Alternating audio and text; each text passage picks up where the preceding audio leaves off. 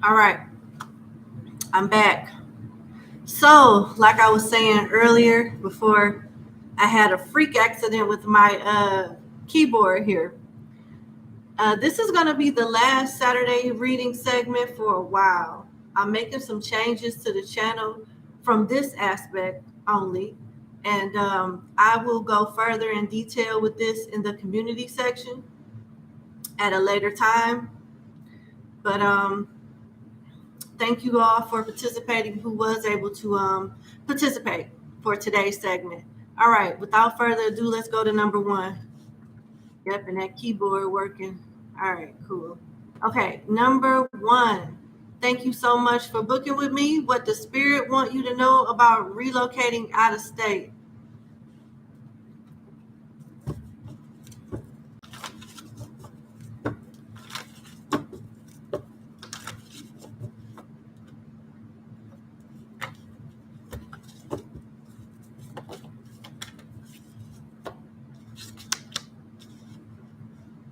You'll be happier. Let me cut this light down. Number one, you'll be happier. You got community and loyal heart. So it's a clean slate. It's a fresh start for you that you're going to enjoy. You're going to enjoy. You're going to meet new people, better people. Position yourself for better opportunities and be more at peace and harmony with nicer, more productive folks. Maybe even find you a nice partner, like romantic partner, because that's what loyal heart also talks about, harmony in various aspects of your life. So that's good. You got the Fool in reverse, the Two of Pentacles, the Ten of Pentacles, and the Ace of Cups in reverse. What do you have to lose now? It looks like you don't have much to lose now. You're weighing out the pros and the cons, but it seems like the false start that you fear of having elsewhere is what you're experiencing right now where you are. So what is there to really think about other than delegate, other than preparation? This is what this is alluding to. You have more of a chance of stability moving out of state too. They just want you to get organized before you do this. This can't be something that's, at the spur of the moment. What they really want you to focus on, if you move, your move will be successful. But planning is a huge factor in this move also, number one. And with the Ten of Pentacles here, your finances will change. Will you find love immediately after moving? Nope. But it'll be worth the wait. It'll be worth the wait, for sure.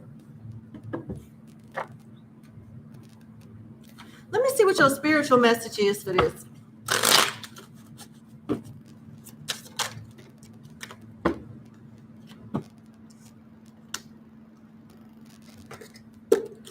You got the Three of Cups, which ain't bad.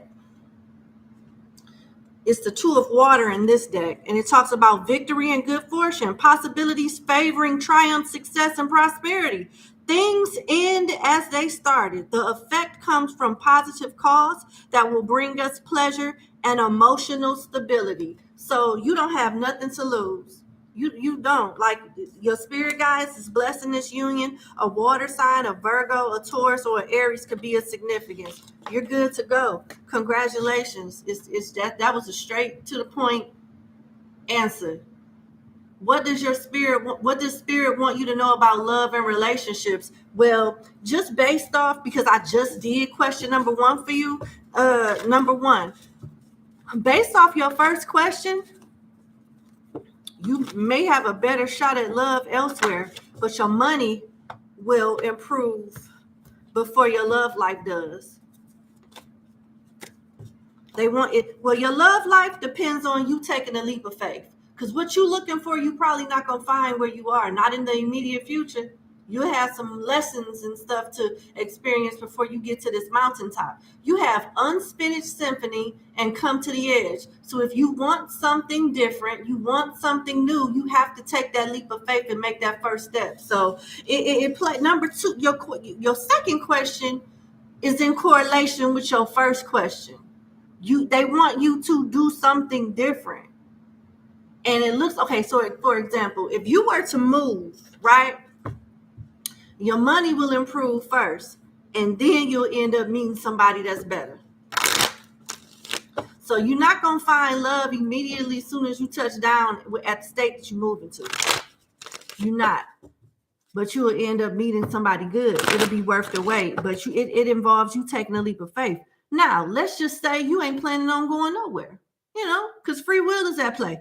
Let's say you don't plan on going anywhere, and you decide that you want to stay in the relationship that you're in the connection that you're in, or, still kind of have a particular type of love options that you stick with. There's still no growth and no possibility of evolution in these connections until you take a leap of faith and do elsewhere. They're not talking about taking a leap of faith within the same, environment or type or community that you're already aware of. That leap of faith is involving trusting the unknown and doing something different. This is what they're talking about. All right. Let's see.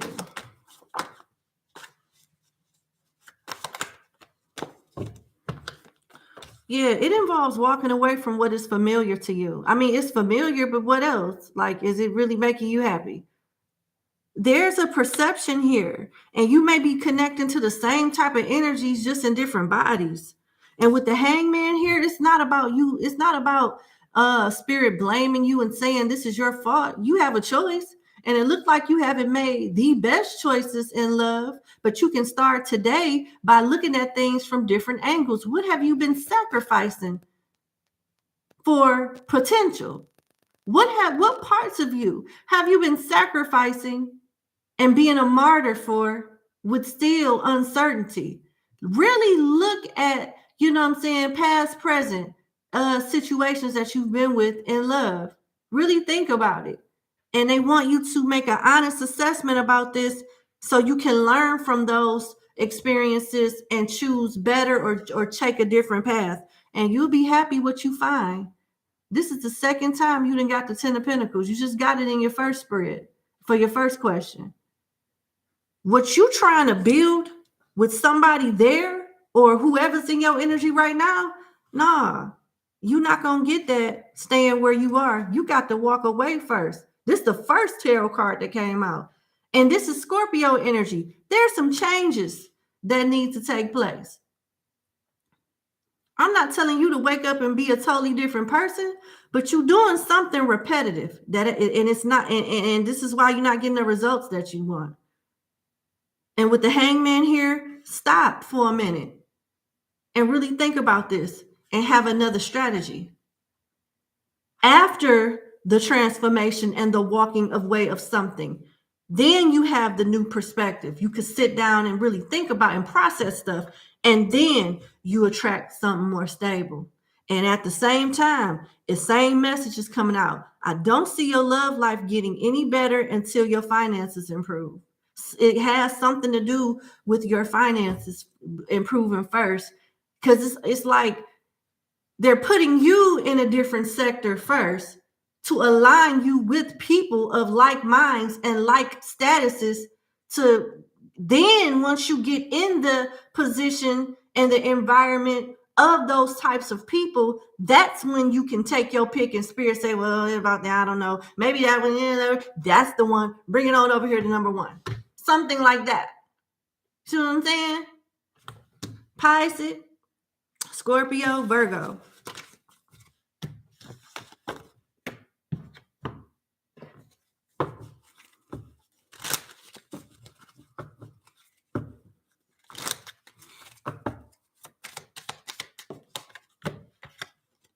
And you got sunglasses. Who you been spying on?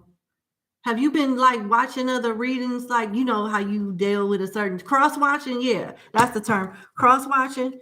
They want you to focus out of that. And whoever you're spying on is spying on you. Just so you know.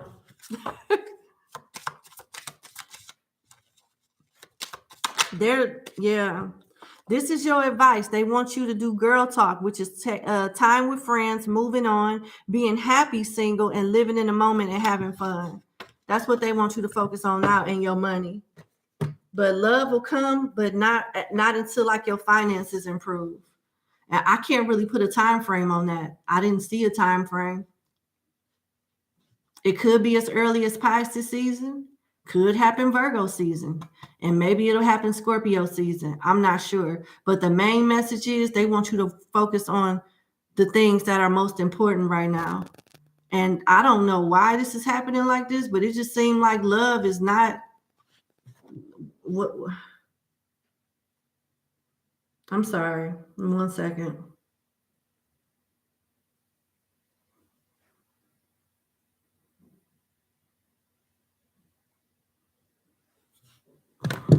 All right. That's basically it. My apologies. Okay, I'm going to move forward to number 2. Thank you so much for booking with me, and have a good evening. Okay. Number 2. Thank you so much for booking with me. Let's see. Let's get into your 2 questions. Or you got 4. Sorry, you have 4 questions. Okay.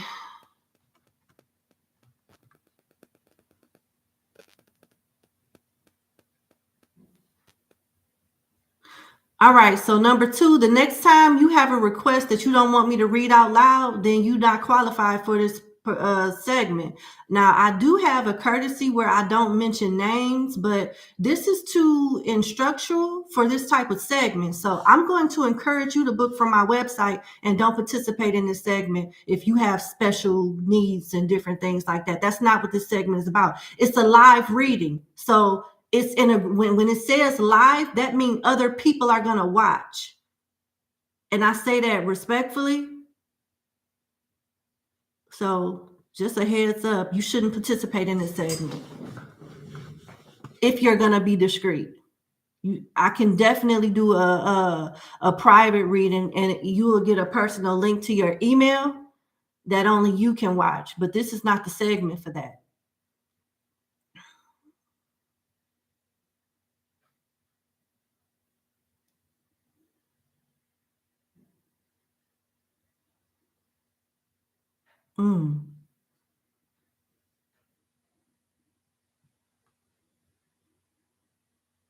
Teaching is your passion.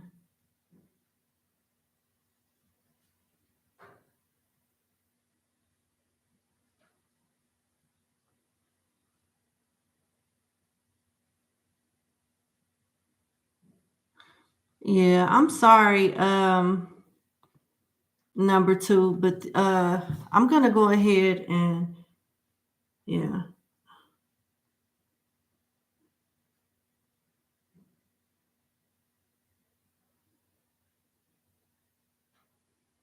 Let me see.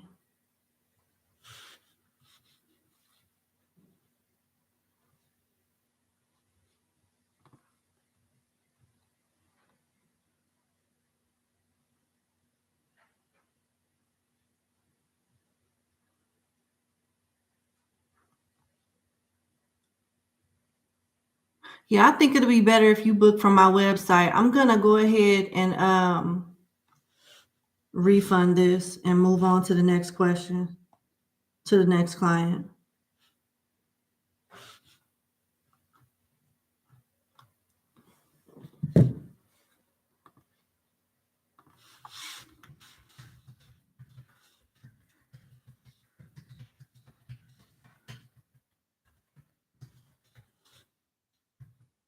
Sorry about that, y'all.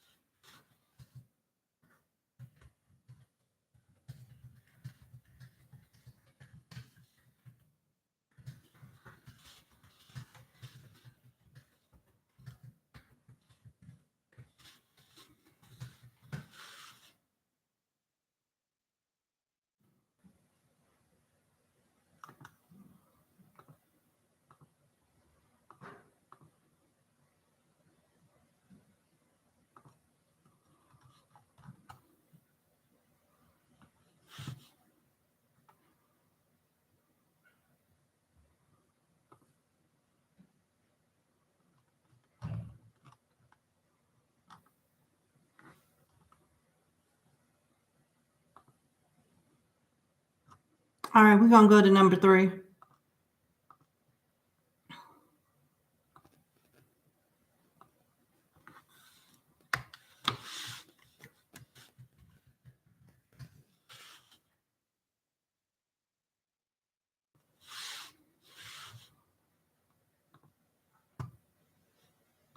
Sorry about that.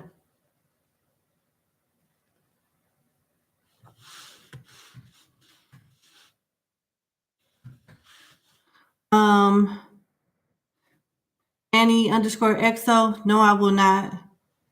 After this live is over, I have to run some errands. So no. Sorry. Okay. Number 3, thank you for booking with me. Let's get into your 2-question reading. So, what are some things you can do to find balance and harmony? All right, let's go.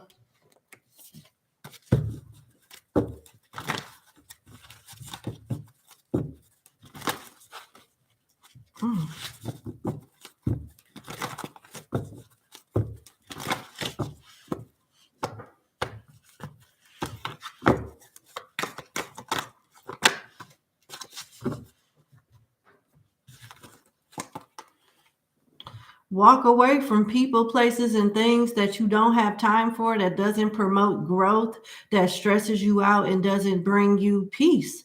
That's the first thing. And it looks like there's a situation or a person that you need to detach from now. And stop with imagine being here. It's more so like the best way that I can explain this is seeing the truth in things, being more realistic with your expectations in people, places, and things instead of the potential of it. And once you see the reality for what something or someone really is, remove yourself from it. Time to go.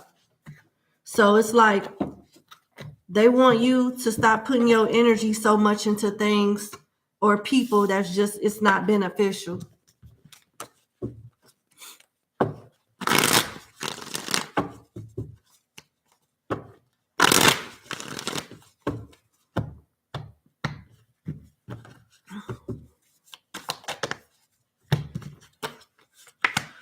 Eight of Pentacles in reverse, Seven of Swords, Five of Pentacles in reverse. They want you to work on your confidence too. You tolerate things from people because I don't know if you fear being alone or if you fear confrontation or, if you think that sticking around will make people come to their senses. But they're telling me with the Eight of Pentacles in reverse, the Seven of Swords upright, and the Five of Pentacles in reverse, you got to stop investing in people only for them to get away.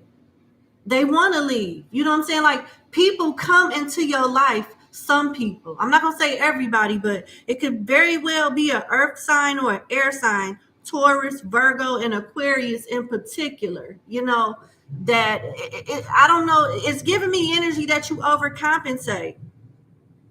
You'll feel more at peace. You'll feel more free. You'll feel happier when you stop overcompensating in some area of your life.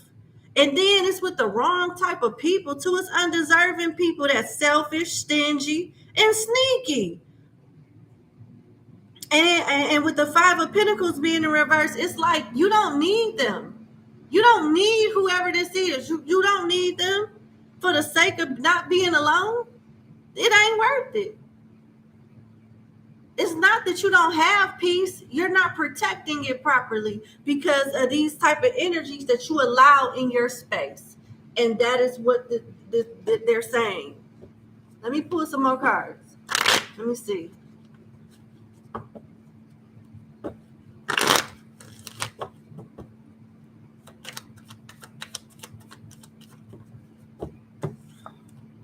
Page of Cups in reverse. Page of Wands in reverse. Seven of Wands in reverse. Didn't I just say you wasn't protecting your peace? You have it. You just ain't protecting it. You got all these childish, selfish energies around you. Are these your children? Or are these like just childish behaviors? You got 2 pages in reverse. Very selfish, childish, woe is me type of victimizing type of energy. And this is what you need to protect yourself from. but the Seven of Wands is in reverse. So it's like you're not doing that.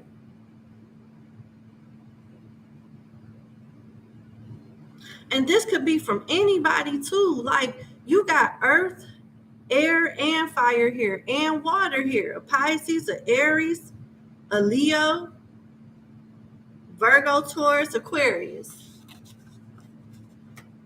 What's your spiritual card?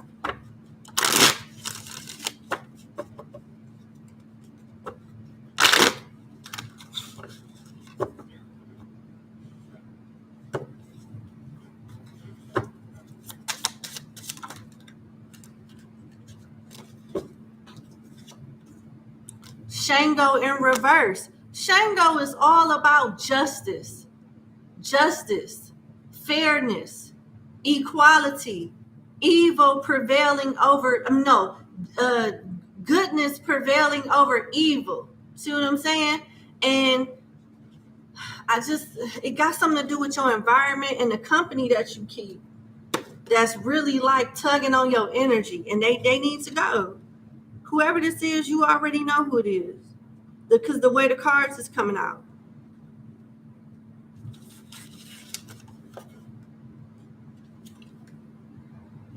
All right, they're saying that you need to make some changes, but nevertheless, it will embrace all the things that you know you already need to do. It's like fairness, justice, equality, without all the sneaky stuff. You know what I'm saying? This is what this is referring to. Problems with justice could arise if you don't detach from something. In signing documents or making transactions, there could be delays or other inconveniences might be present. But objections in any kind of official transaction, they want you have problems with toxic people around you right now. And this is the way that you will be more at peace. By removing yourself. Lack of balance and inequity and equality, unjust measures and inconvenient resolutions. It seems like this is the energy that's surrounding you right now in some form or fashion. And the only way to make it better for you internally and externally is to walk away or tell them to get the hell on, one or the other. Either you gonna leave or they gonna leave. Somebody gotta leave. And it don't have to be romantic. It could be anybody that's irritating, one-sided, and getting on your nerves and not doing things fairly. What does Spirit want you to know about your career? Okay. Let's see.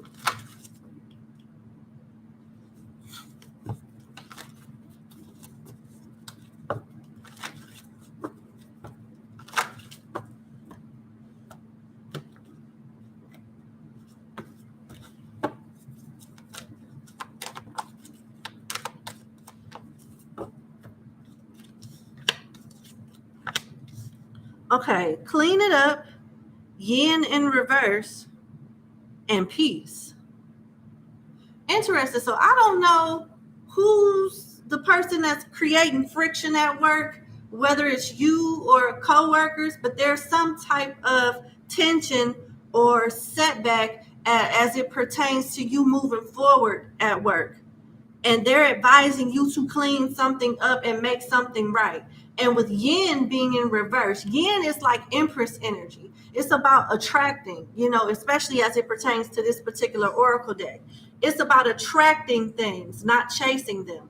But by it being in reverse, you may feel in your career, right, that you are entitled to something, or something should be given to you under XYZ stipulations and circumstances and conditions. But your spirit guides is saying that's not really the case for you right now. They want you to go in grind mode and be more of service instead of expecting something. They don't want you to expect it. And then with peace being here, they want you to not engage in any type of confrontation or rock the or trouble the waters or rock the boat too much, but focus more on solutions rather than whatever issues are transpiring. And I know this sounds like, oh, so it's my fault, is this, is that. I'm not saying that, but whatever it is that you're feeling, there is some type of strategy that needs to be put in place in order for you to get what you want. And if you constantly expect something and feel like nothing needs to improve, because Clean It Up is here for a reason. There's something going on right now as it pertains to your career that you have not addressed yet. And that's why they want you to clean it up. And with Yin being here, instead of attracting, you should attract, but you should also, while you're attracting, continue to put the work in and go hard. And be a go-getter too while you're attracting. You could be looking at one side of a strategy, but not really putting into play or considering the other part of the strategy that can make you successful. I hope this is making sense.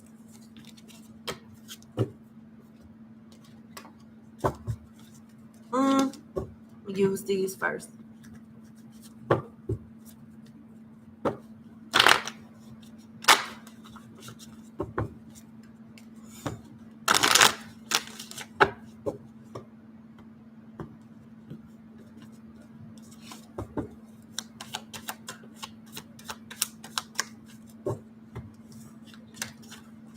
Yep. You got the Seven of Swords and the Six of Swords. That is speaking volume, and it's also helping me realize what is actually going on right now. So you may not be the one with the conflict and chaos. I picked up on it, but I said earlier, I don't know which side it's coming from. I'm going to tell you like this. You do have politics and deception at your workplace. It's not necessarily what you know where you work at. It's who you know where you work at. And it's time for you to strategize. You see how that word keeps coming up? That's what the Seven of Swords is all about. And this is a healthy level of selfishness, but it does require work and strategy from you. And it may also involve you looking for opportunities elsewhere. The Six of Swords is moving on to calmer waters, not trying to make something work that ain't working where you are. It's like you have no choice. At some point, you're not going to have a choice but to look elsewhere. That's what it's saying. So start strategizing on your next moves, because where you are right now probably not going to make you happy, you know? And Aquarius could be of significance. Aquarius season can be of significance.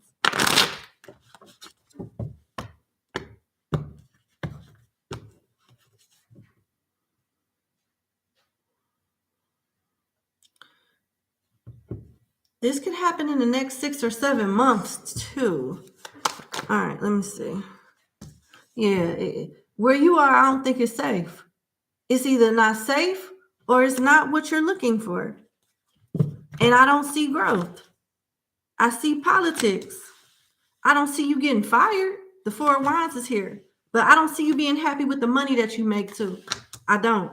And you're going to start feeling burnt out.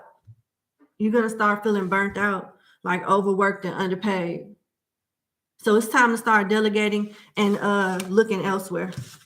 That's the message that I'm getting for you as it pertains to your career. Now I'm going to pull some career cards.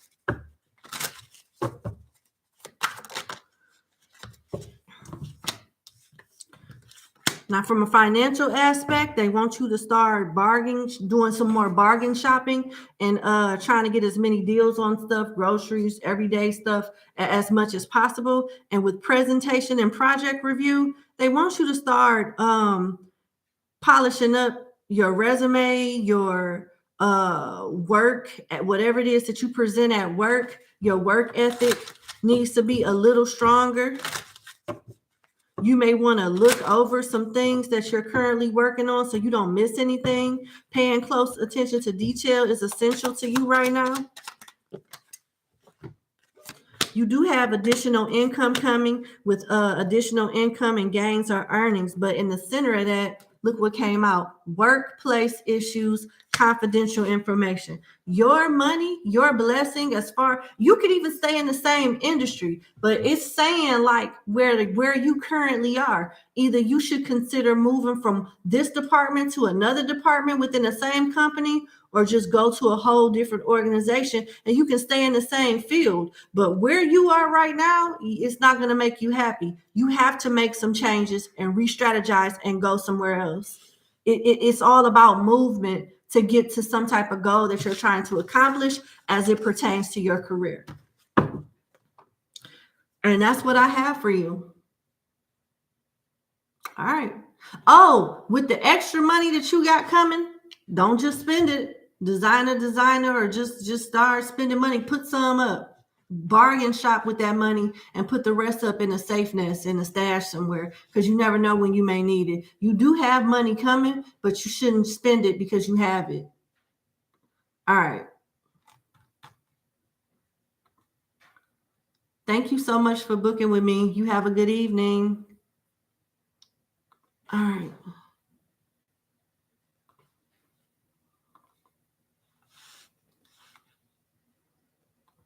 All right, let's go to number 4.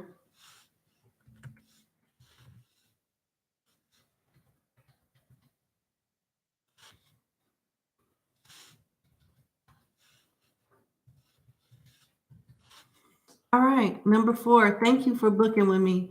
Let's get into your 2-question reading. What do you need to know about your current job situation? You want to know if you should stay, should you, or should you go? All right.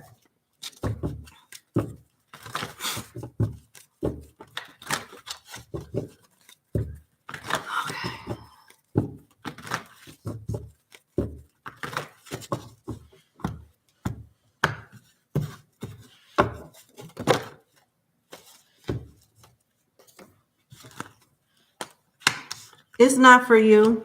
You got a message in a bottle, not for you, milk and honey and imagine. So you got options, whether you know it or not. Number 4, you have options. You don't have to settle. You can leave, but you got to do it in a smart way. Don't leave until you have something else lined up. And it is possible for you to do this. This job you already know is not compatible with you. I don't know if you feel like you can have longevity here. There's questionable intentions here at this job also. And it looks like you got 2 things going on. They may offer you more money when you give them a 2 weeks notice. But even if they were to offer you something during that 2 weeks notification, even if they offered you something, number 4, if you take it, the money will be better, but it's still some bullshit that come with the job responsibilities, which is just going to make you unhappy on another level. It's just going to make you unhappy on another level. So it's your choice. You can go to another company, you can leave, or you can take the offer that they give you when you give them their 2 weeks notice. Okay. But it's like a give and take with it. Because the money that you will make if you was to take the offer just come with another level of stress and BS. And that's gonna give you something else to complain about. Okay. Be a little patient. Start delegating. Learn whatever you need to learn. Get as much information and resources from that job, that role, that industry while you're there, and tailor your resume. Make sure you notate everything that you do to perfection so you can sell yourself, because you will have a better offer from a new job that you can tell them, well, hey, this other job offered me this. You know what I'm saying? You got to negotiate. So this is not something that you should do impulsively, but start planning. Like, it's safe for you to look other places. Hierophant in reverse, the Fool, the King of Pentacles, 6 of Cups, 6 of Pentacles, Ace of Wands in reverse, and the 7 of Wands in reverse. Be careful who you tell this to, because you're probably not the only person that's unhappy at that job. And I'm not sure if there's a coworker or an elder or somebody that you vent to at work. Don't tell them about whatever you got lined up. Keep it to yourself. But yes, you moving forward will be much more beneficial to you. You'll have more money. You'll be in a more healthier work environment, and you'll enjoy the work that you do more somewhere else. With the Hierophant showing up in reverse, there's politics here. And that's coming out a lot. Like, I just did a reading, and I'm saying again what I just said to that client. It's not necessarily what you know, it's who you know at your job too. Same games. And it seems like that's just a trend basically in a lot of places that you work, but you will feel more appreciated. There's things about your current job that you will miss, but overall, it'll be more for you to be happy about. Now, you will get frustrated if you go to another job and have a learning curve. With the Ace of Wands in reverse, and you may have anxiety like, oh, they're going to fire me. I don't know what I'm doing. I'm making too many mistakes or something like that. But it just comes with the job.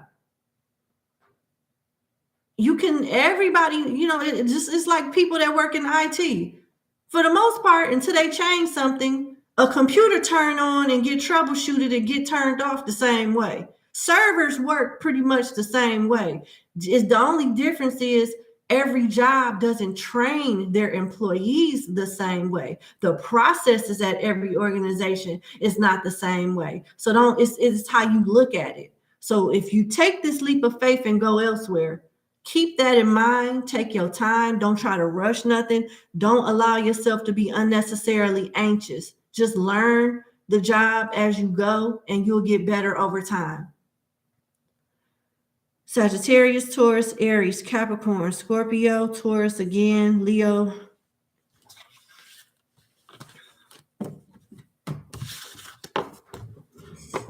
All right. Your next question is, what can you expect for 2023?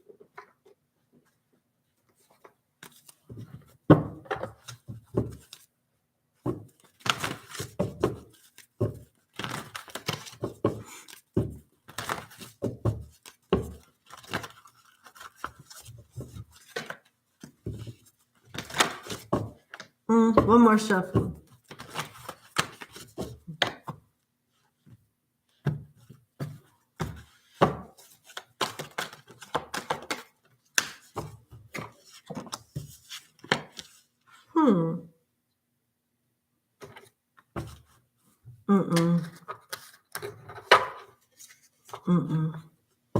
Okay.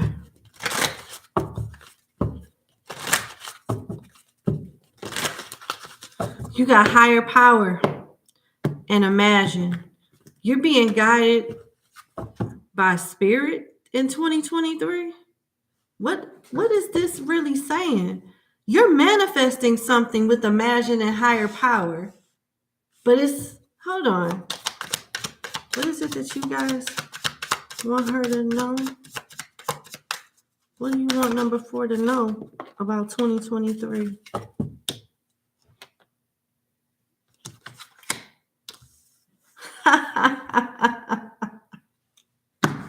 You got the Magician. You are manifesting, but there's some things that they want you to know. And you got the Page of Cups. These are good cards. So you're getting a fresh start in some kind of way. And it has something to do with how you look at the world and look at people. It's gonna that perception in itself is coming from the higher power, and it's guiding you towards better choices, which gives you better results. So let's get into this. But there's a give and take to this. And this card, that Page of Cups, it's not only the Magician. Everybody know the Magician is magical, but not only that, it's the Page of Cups that's going to be your awakenings, for 2023. This is what's helping you change and evolve in some kind of way. I can't wait to read this card to you, because it's like you're getting into a stage in life in 2023 where you can't look at things, people, places the same way anymore. And that is the key to your evolution. All right, it says the person who finds this card in their reading is entering a time where many things will be revealed. Okay. This is a blessing, but it may also feel like hardship. Once we look in the cup, we can no longer go back to seeing the world as we did. The coming time will remove naivety. Commitments are being asked of you in 2023. You can evolve in 2023 if you are willing to do what's required. And they also want you to know the choices that you make this year will affect your status down the road. And they also want you to know that spirit is the best voice to listen to for advice. They want you to keep your own counsel, take time to let the changes set in, and live the faith that you profess. All right. And your next card is the Magician.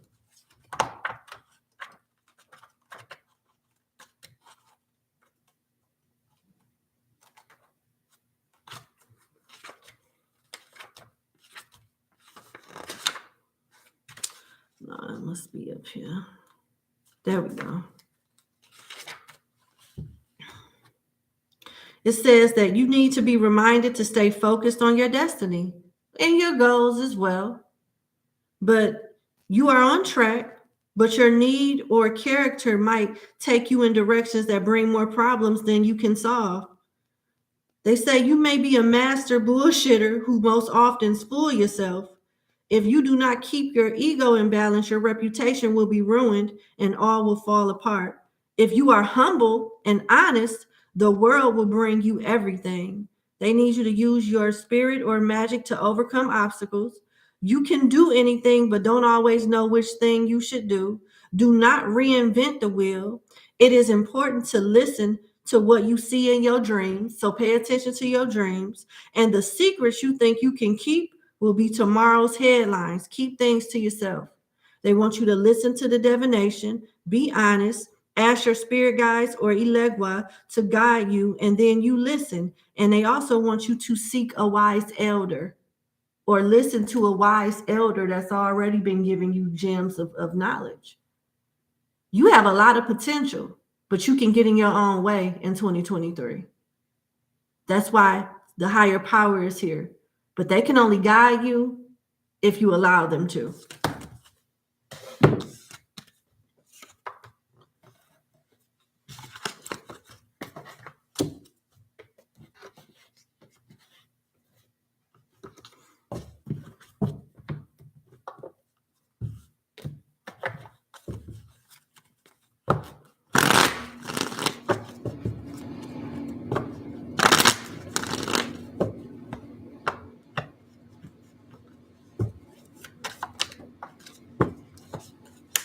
The Six of Pentacles, the Two of Wands, the Emperor in reverse, and Temperance in reverse.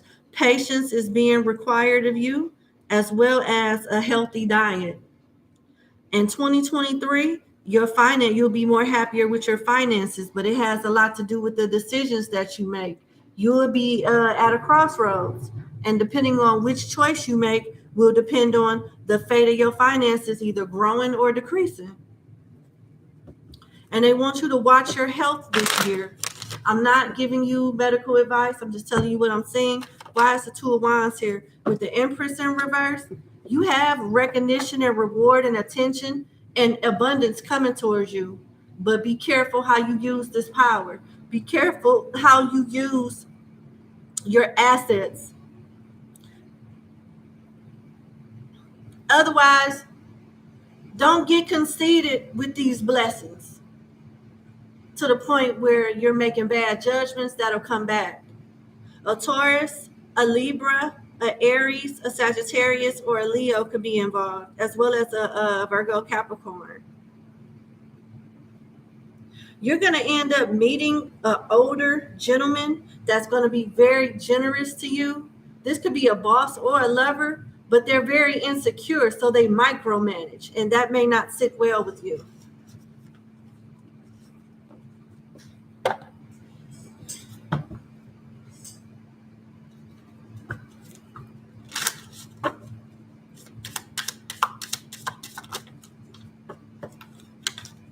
You having a reconciliation attempt, and you have manifestation power. You can use your spiritual gifts and natural abilities to attract whatever desired outcome that you want. But what you do with those blessings, be careful with it. And I'm not telling you this to bash you. I am a YouTuber with over 100,000 subscribers that I love dearly. But this is why you don't see me all dressed up, glammed up when I come on here. I'm telling you something real, you and me. I don't want this channel. I refuse to let this channel and the success that it has blessed me with get to my head. I have to find ways every day to stay humble and remind myself where I came from. I'm at a position where I don't have to work for nobody but myself, but I still go to work and work hard like I need my job. They want you to master this ability so you can stay in alignment and your blessings can be protected, because there is a high risk of you getting to one level and working hard to get there, only to let the ego and low vibrational stuff in people blow it all up and you lose it. This is what they're telling you.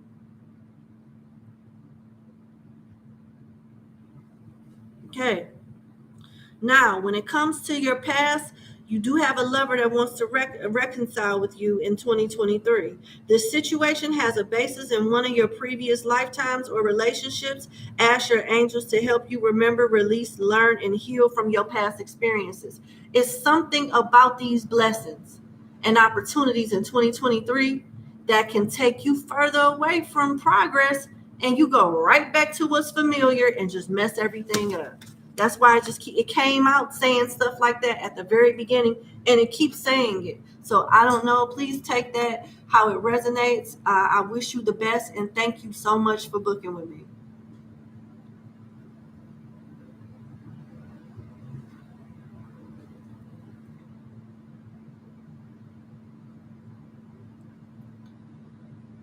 All right, let's do number 5.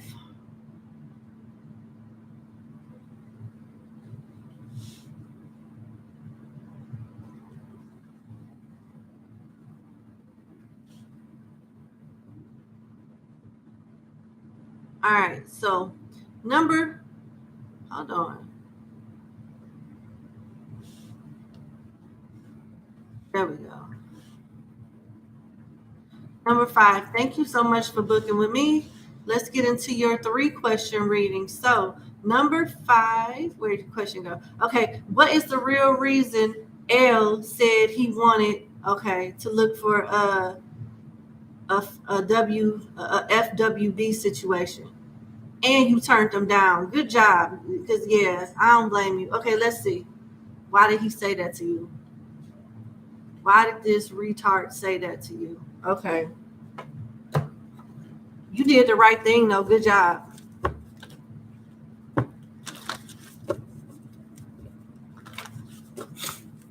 What is the real reason L said he want FWB benefits?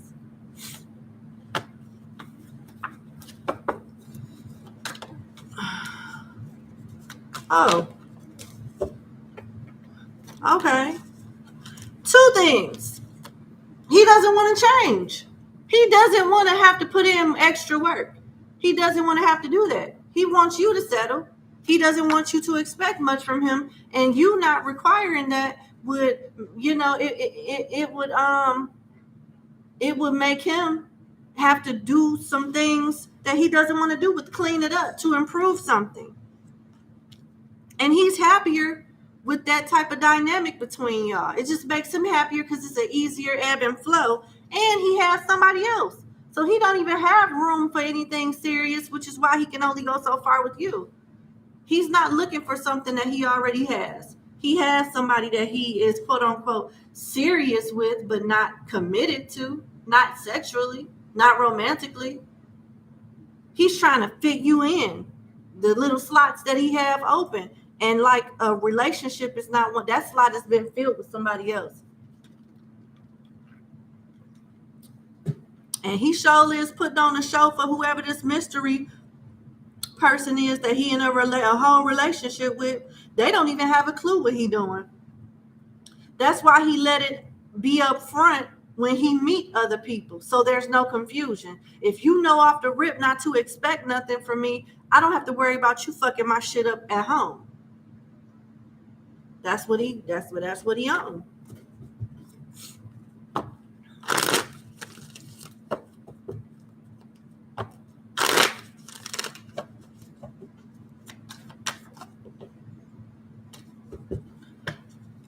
He non-committal. He's very non-conventional. And then check this out. Now here's the thing. He would do stuff for you, but he's not going to want to wear protection with you after a while. He's going to feel, entitled to you after a while if you was to agree with this. And the benefits, they'll decline over time. It's not going to be enough, but he will be generous in the beginning. So if you was to tell him, you told him no, which is good. But if you would have told him yes, he would have did stuff for you. financially, he would have been resourceful for you. You know, you would see him more often, but there would be rules and there would be certain things. There would be a process that you would have to follow in order to be eligible for these type of benefits. You're on his time. He's not on your time. And that's what you would have been signing up for if you would have agreed to this. You know? Taurus, Aries, Leo, Sagittarius, and Capricorn.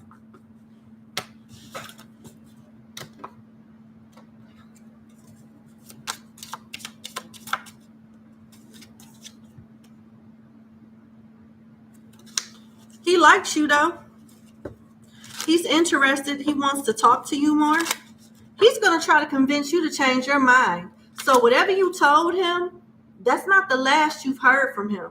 He's going to reach out to you again and check your temperature and be like, so, Ma, but we was talking about other, that other little thing, that that FWB action, you know what I'm saying? You don't want none of that. He ain't going to stop trying. So he'll leave you alone right now, but he'll be back. And then you got healing heart.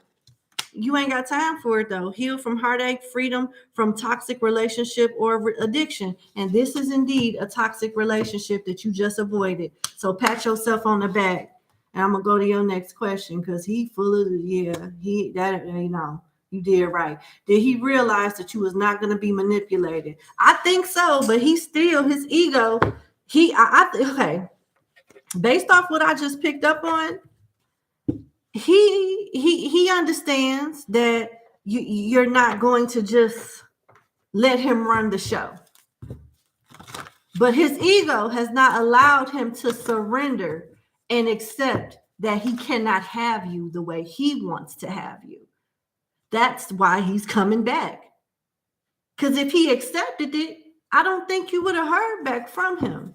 But you will. The fact is, you are going to hear back from him. So that's going to let you know he didn't take no for an answer the first time. He's going to try to convince you again or whatever, try again.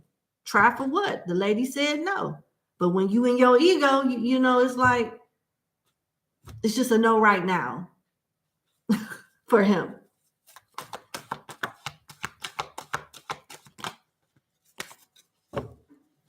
What I tell you? Didn't I tell you he was going to reach out to you? Message in a bottle, not for you, blessed, and the fates. Here's the thing.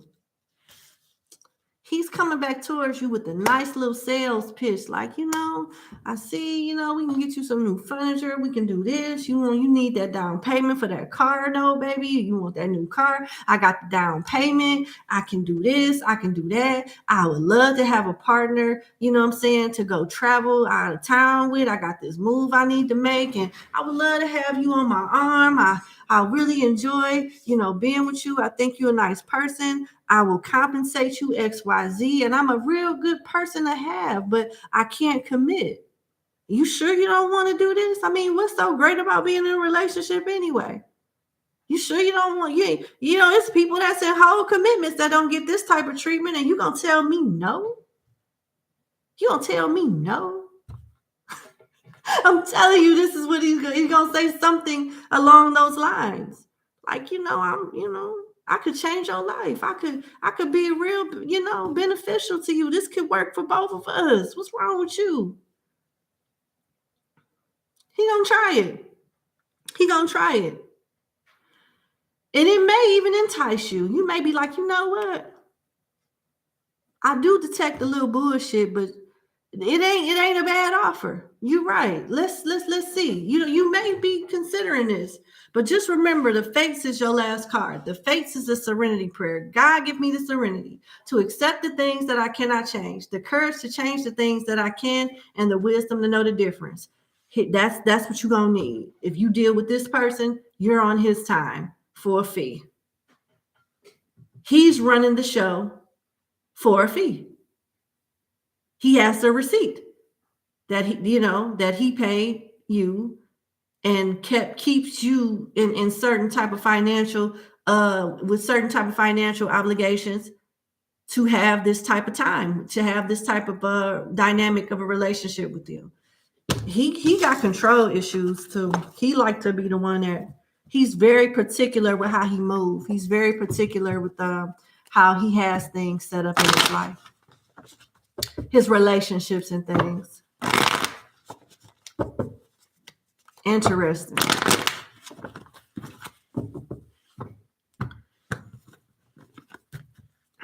Okay. He's thinking that your guard is going to be down with the 7 of Wands and he can still have his way with you. He just giving you time to rest. He'll never commit. Whoever think he with right now that think he a prize, that he ain't telling you that he in a relationship with and don't know anything about you or anybody else, is not getting a prize either. This ain't no prize. Yeah, he's going to try again. Ace of Wands. He's going to try again. Fire and earth here. He's going to try. Now, when you tell him no, that's when this question number 2 will be more so relevant. Because right now, he ain't take that no serious. Right now, what you didn't already told him, he ain't paying attention to that. But he will when he come back around the next time. Now, when he finally does realize that he can't manipulate you, when he try again, then what he gonna do? Boom, be heartbroken. Ain't that some shit? Somebody gonna be hurt because they couldn't play with you. Separation, breakup, feeling lost, grieving, mourning. He gonna feel bad. Yep.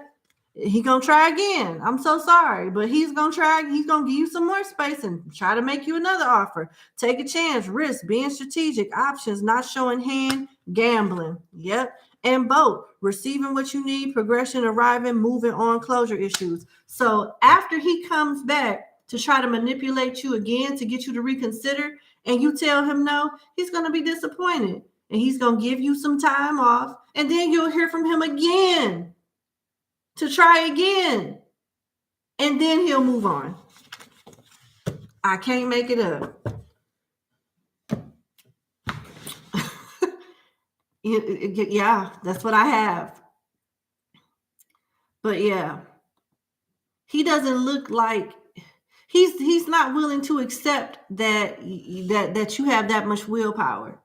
He still feels like he can finesse you if he gives you time. He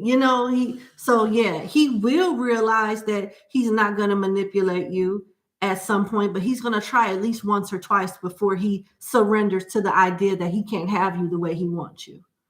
Okay, so your third question is, will something open up soon as far as work? The interviews are endless and annoying. Okay.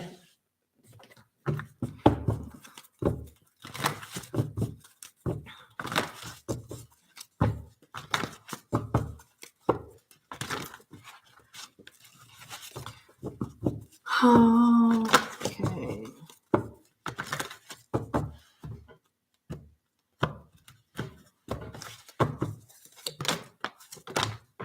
Goodness. Something fell. All right. Deep knowing and treasure island. So, okay. I appreciate you asking me this question, but intuitively you already knew that something is definitely coming towards you. You just don't like this part of getting from point A to point B. But with deep knowing and treasure island being here, this is good news. Yeah, the interviewing process sucks. Yeah, this part of the game sucks, but all will be well. You will find a better job or a job with treasure island. And intuitively, you know that. Intuitively, you already know that something's about to come through. Okay, let's dig a little deeper.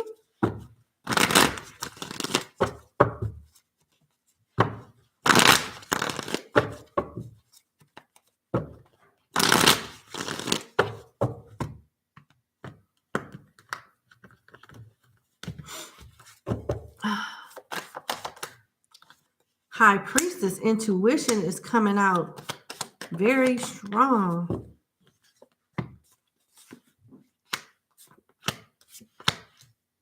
Be careful with your spending right now, but yep, you are going to find a job really soon. And it involves traveling, but not from one state to another or anything like that. It's almost like it's like per diem or contractual type of work where you'll be working at, like, say if you worked at a hospital, right?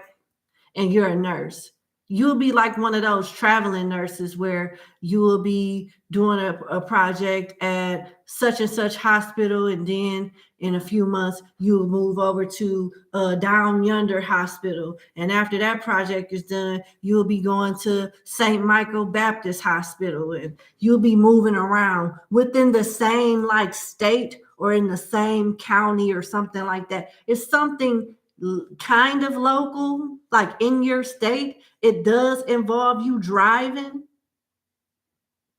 Yeah. I hope this making sense.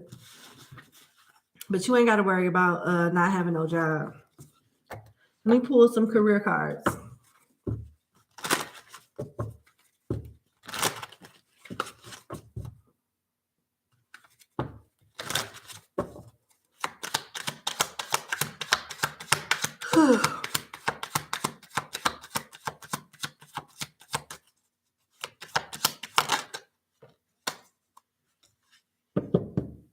Yep. And it looks like you're going to have an offer come towards you soon, and you may end up rejecting it for a better offer. Can't make it up. You'll be signing another contract.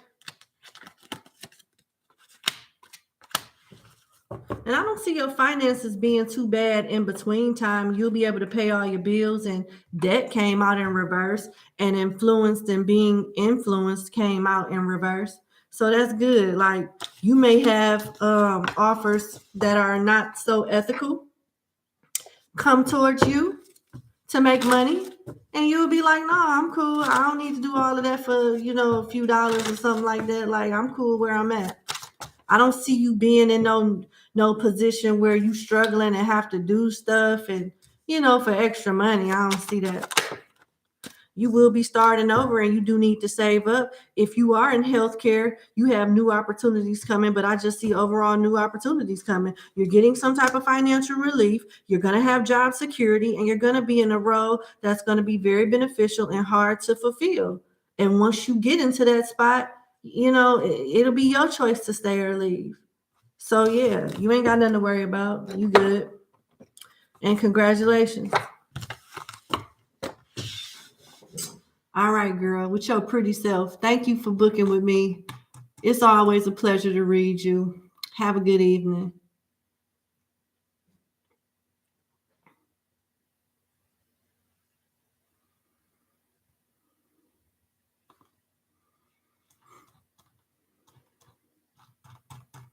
All right, we on number 6.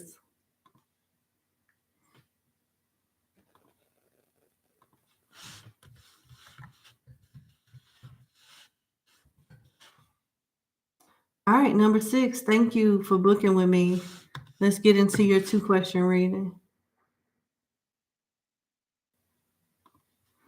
All right. Dating a guy named R. You want to know if he's serious about you, and do y'all have a future together? All right.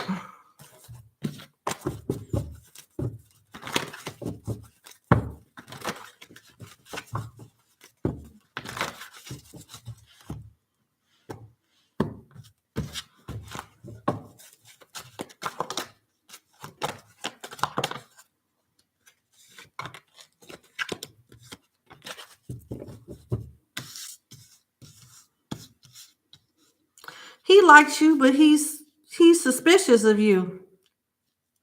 So far, what you've shown him, he likes, but he don't trust it. I don't know. Look like somebody might have did him dirty. He keeping his options open, but he has a list of options, but you at the top of that list. I'll just say that. He has a list of options. He has a couple of people that he's interested in, but you at the top of that list. So he likes you more. He likes you more than anybody else he's, courting or getting to know right now. I'll say that. Okay.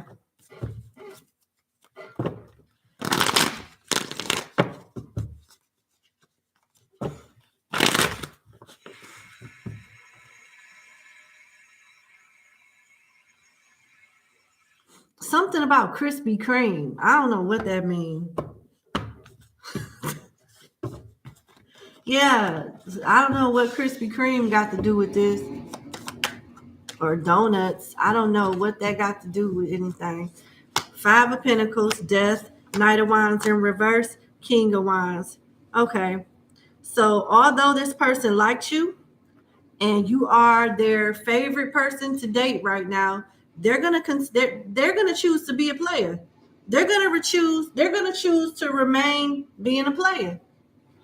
You got okay. You're not gonna like this. Right now they're consistent, but over time, due to their trust issues and always wondering, well, I do got number 6, but what about that one? And yeah, number 6 can cook and they smell good and they got a good personality and I like that, but what about that other one over there? What if it don't work with number 6? I don't know. I just need time. I'm gonna date every damn body. Whatever. You're gonna start noticing a change in this person's patterns with you, and it's gonna end. This person is going to be more comfortable with being a player, and periodically after y'all separated, they're gonna try to like re-spark something with you. That's what I'm getting with this person. So I don't see this being long term. Taurus, Scorpio, Sagittarius, and Leo is what I have.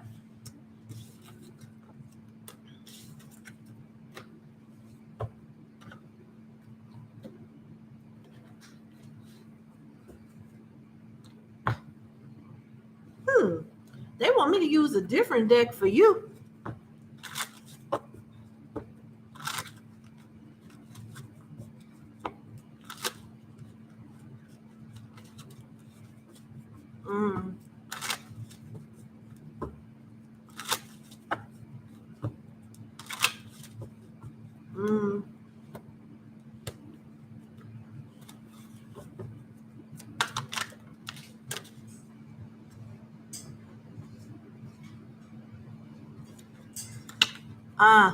Mirroring, attraction, healing, fear, and leaving in reverse. This person has a fear of commitment due to trust issues.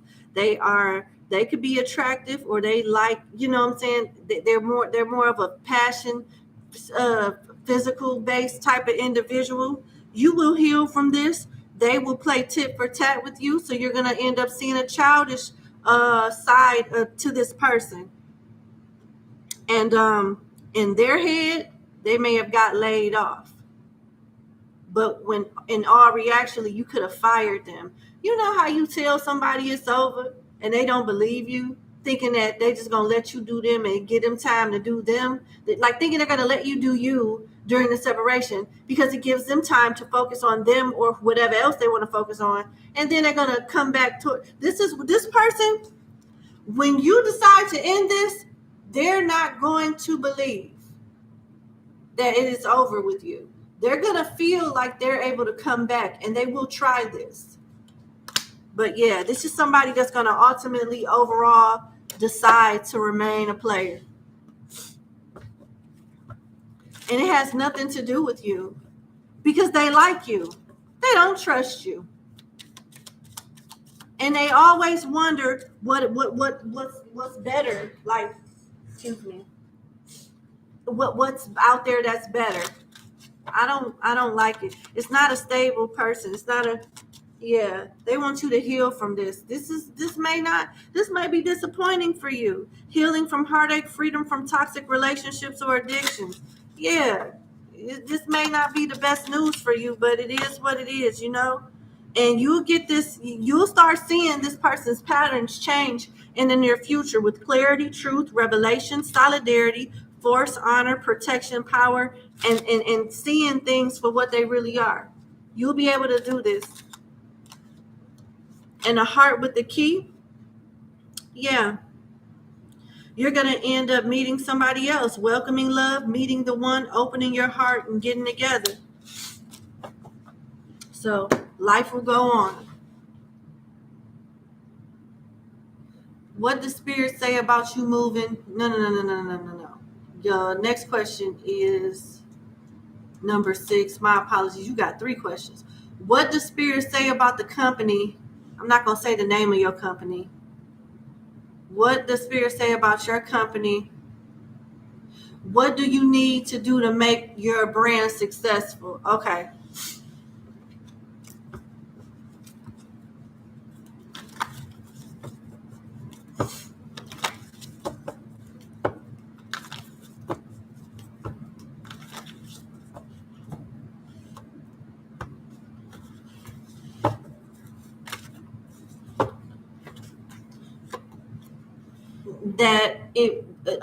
They want you to continue to work on it because it seems like it's just an idea right now that you really haven't really got started on.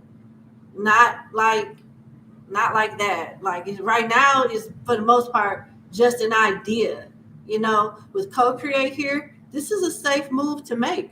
This is a safe. The brand is catchy. I like the name. I like the name myself. And with the leg up here, you need to start delegating and forming a team, making the phone calls and emails that you need to make to get the right people on your team to roll this out into production. But it will be a success. They want you to get started on it because it's still showing up as just an idea and nothing that you've really put any much work into. And they want you to start working on it. Congratulations.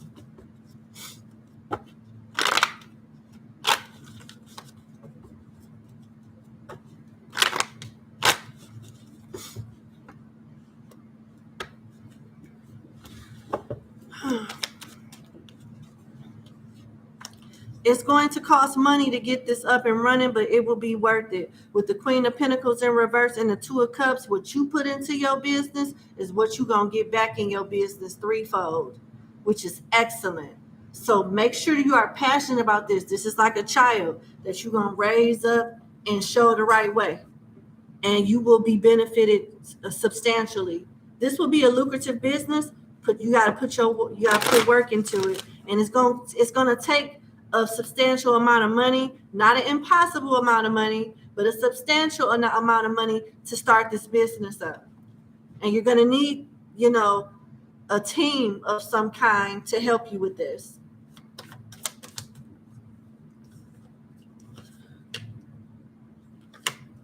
If you start working on it now, you'll be set by November.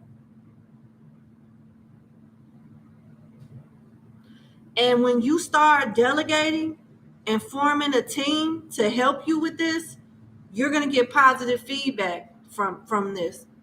It's not going to be too many people that's going to turn you away or tell you no. You'll get good news. So this is good, real good.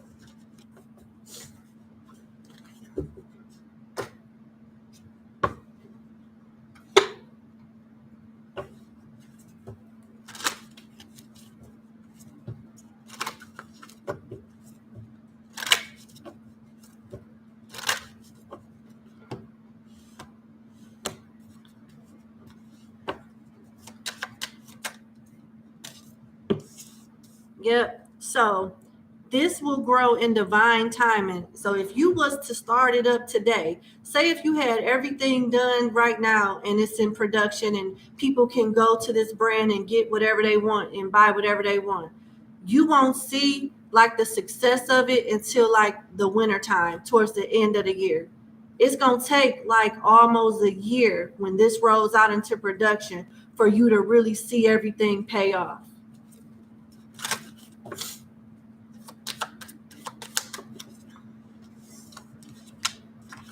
And with eggs starting over, saving up, yeah, you need to save money, find a way to get a loan or however you need to go about getting your money ready so you can properly source this business. A team and the money to source it and having the patience and the time to invest into it is what's going to make it work. All right. I do see it being success with those things taken into consideration and being added to your strategy. Congratulations. What does Spirit say about you moving to Houston for the next? No. What does Spirit say about you moving to Houston in the next few months? Is it a good decision to move or not? Okay. All right, let's go. All right.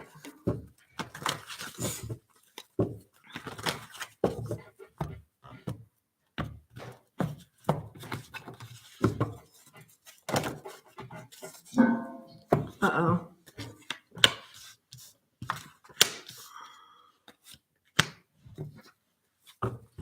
Yeah. It's a good move to make, but make sure you have everything organized before you make this move. With time for a nap, sleep on some things, really put some extra thought into some things when it comes to you moving. And you'll have help with this too. And when you move into Houston, helps your business or helps you financially in some way. It helps you. Something pertaining to you going to Houston. It'll be beneficial to you making money. Good. All right.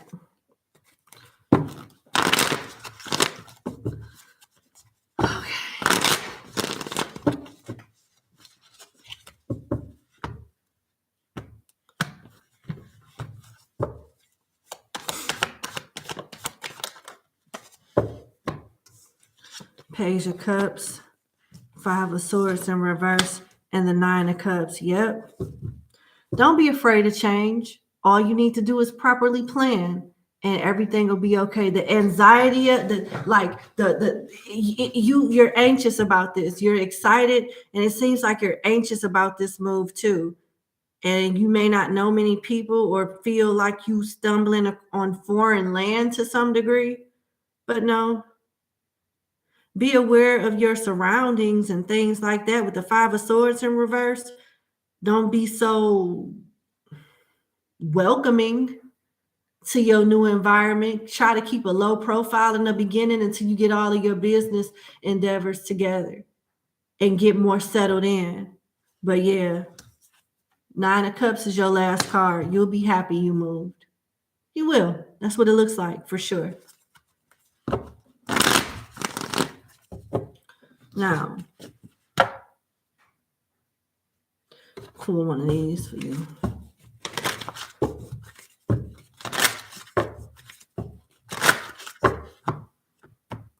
Okay.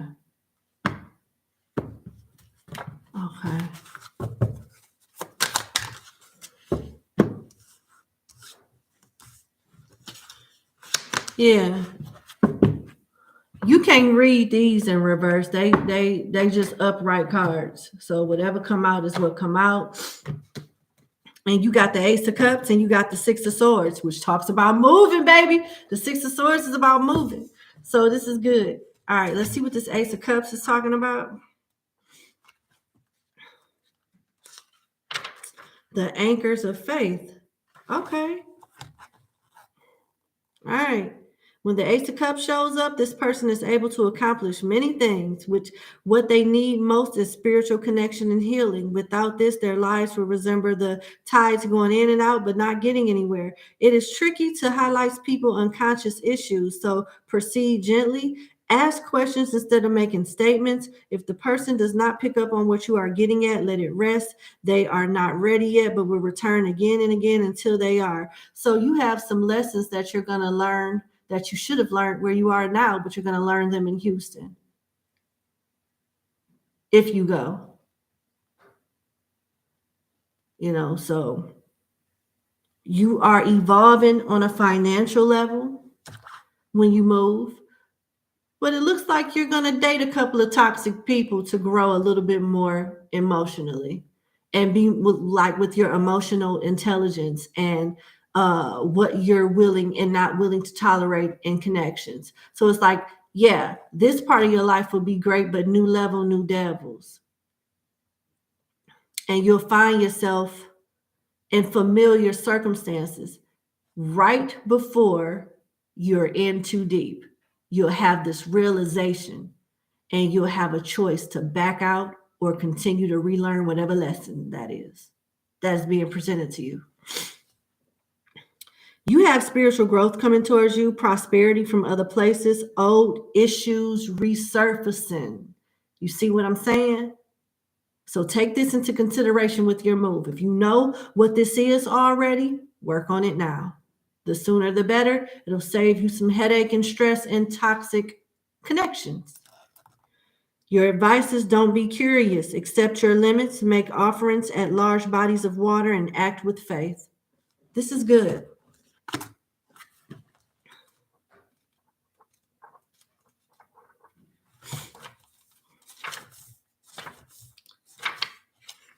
The Six of Swords talk about simplicity is the secret power behind this system. It comes from knowing what questions to ask based on what information is required, no more, no less. So don't overcomplicate things. Keep it simple, and you'll be all right. It requires reflection and clarity when approached and provides definite answers in response. Don't complicate things. Be clear about what you want. Ask spirit, and you will answer, and you will get an answer. Accept yes or no as the answer. Do not rationalize. There's no in between. Accept either black or white. There's no gray area. Gray area leaves room for confusion, which they want you to avoid.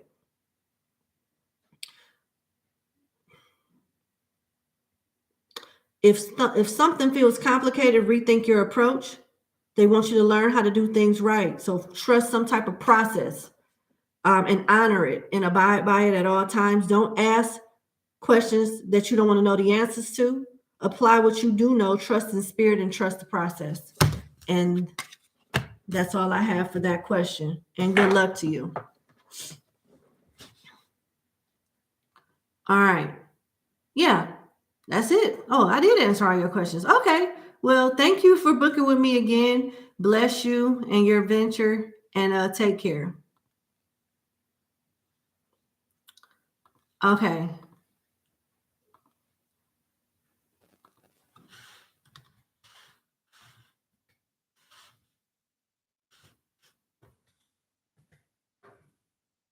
All right, guys. I will be right back to do number 7. I have to go to the restroom. Okay. Bye. I'll be right back.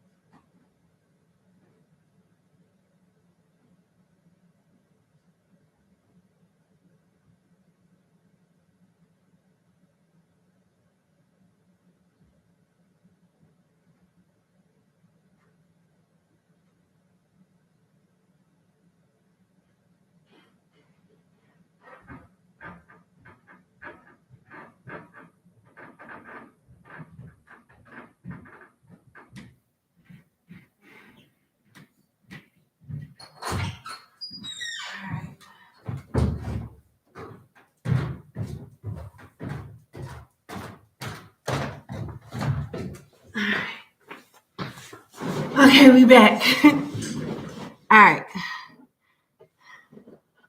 Okay, let's do number 7.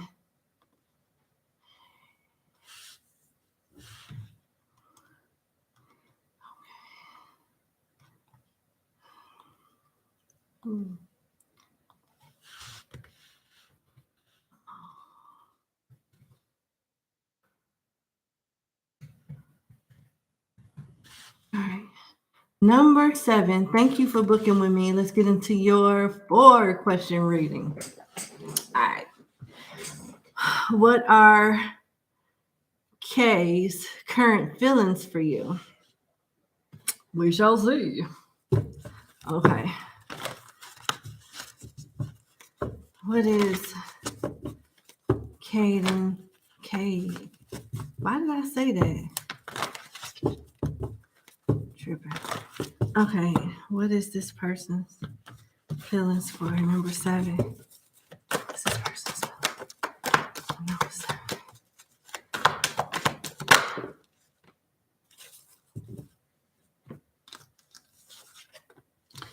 Okay. All right now.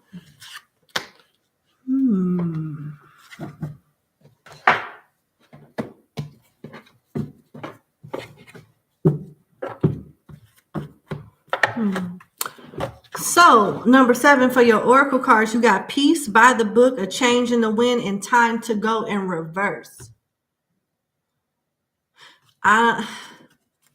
They like you. There's aspects about them that make them comfortable with you. But there's other aspects of you that make them wonder if you guys are a good fit for each other. But they have not decided to leave yet.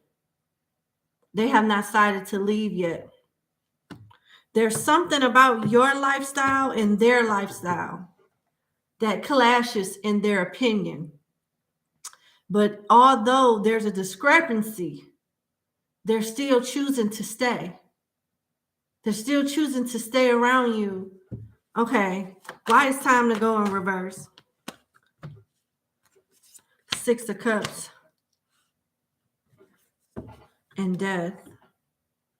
They fear change. What is it about you, your lifestyle versus their lifestyle, that makes them afraid of changing, but not that afraid to leave?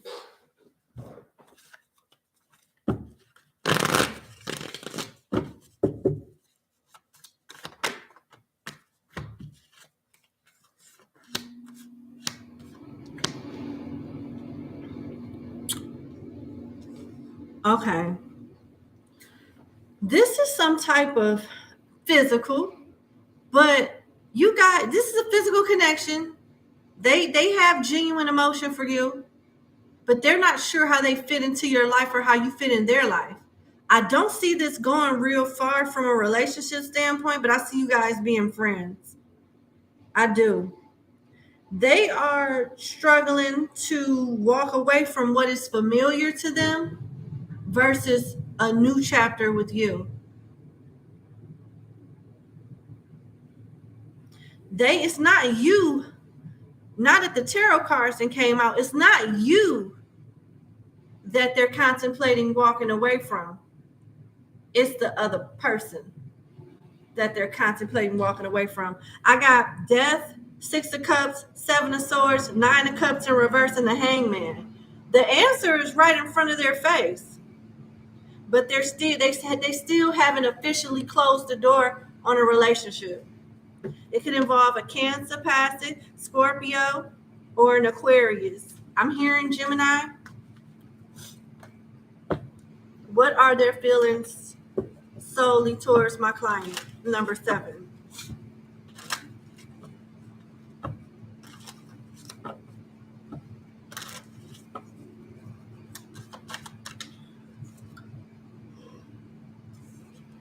They're attracted to you.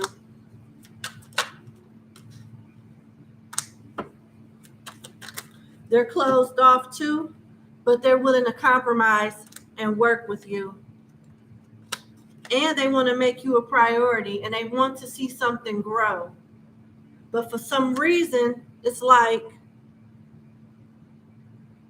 why continue to be involved in a situation that you're not really happy in? Because it's not showing up like this person is in love and on some soul play, solely a player type of energy. I don't get that. It could be something contractual that keeps them connected to somebody from their past. But they like you. And they may not be ready to go completely exclusive with you until they just indefinitely close the door somewhere else. But this is how they feel about you. They like you a lot. They prioritize you. They feel like you guys can grow and you're worth compromising. They think sometimes you can be closed off, but they kind of find it sexy too. And it seems like this person's feelings have recently changed. Like at some point, they might not have been open to it, but over time, it's changed. Something's changed, which is good. Good. Pull another card, then I'm going to go to your next question.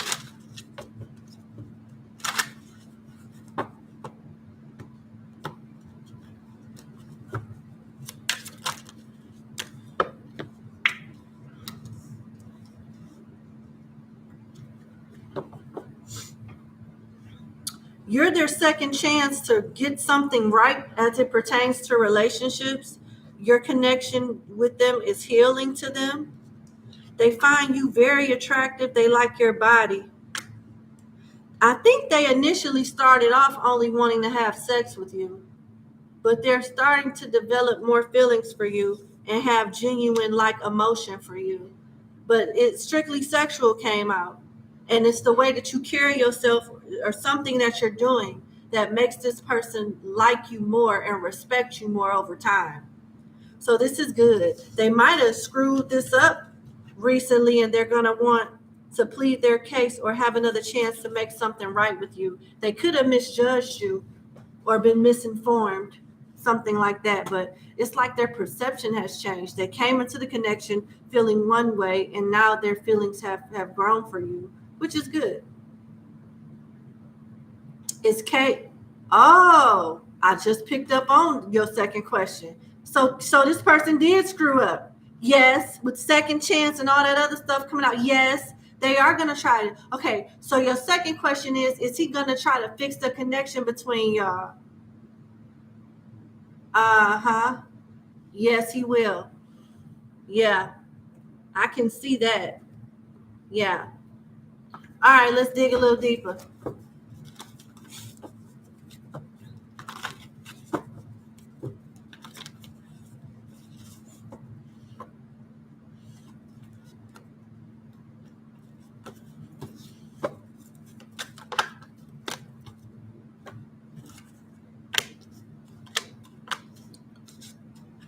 Yes, he is. He's going to say his piece and try to reconcile with you and be on better terms with you and leave it up to you to choose to deal with him or not. You have a leg up, breathe, milk and honey, and time for a nap. And it seems like he may do this over lunch or over a gift or trying to make some type of accommodation to get you to soften up to him because he feels like you're disappointed with him and he feels like material and true emotion will help you loosen up and from him.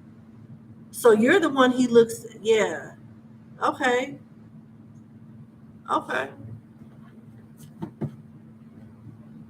So he could feel like you're just as cold as he is, or he was, something like that.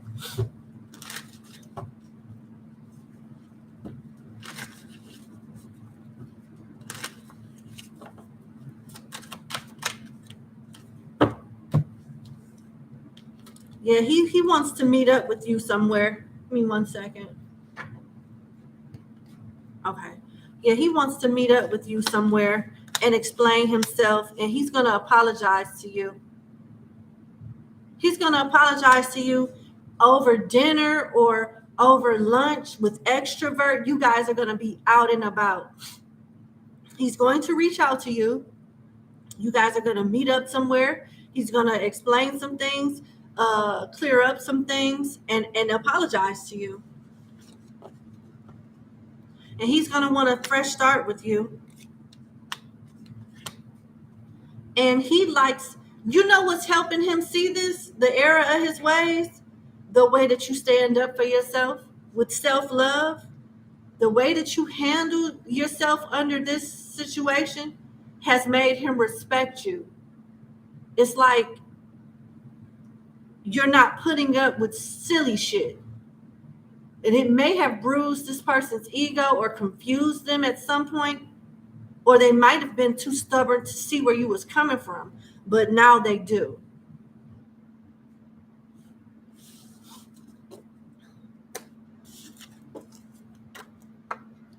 Family could have something to do with why he's been distant. Or it could have something to do with what transpired that made him, you guys lose communication for a while. Something to do with family. Okay, they said leave it there. I'm going to leave it there. All right. What does the next 3 months have in store with you in regards to love?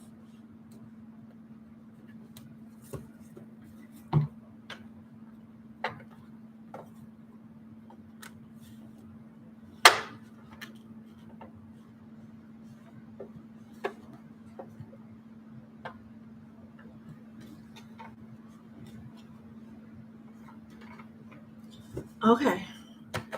Let's see.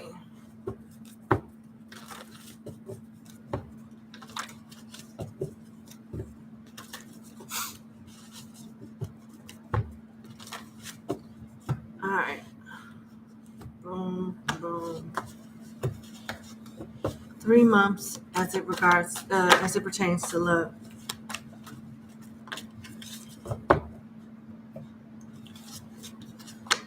Oh boy.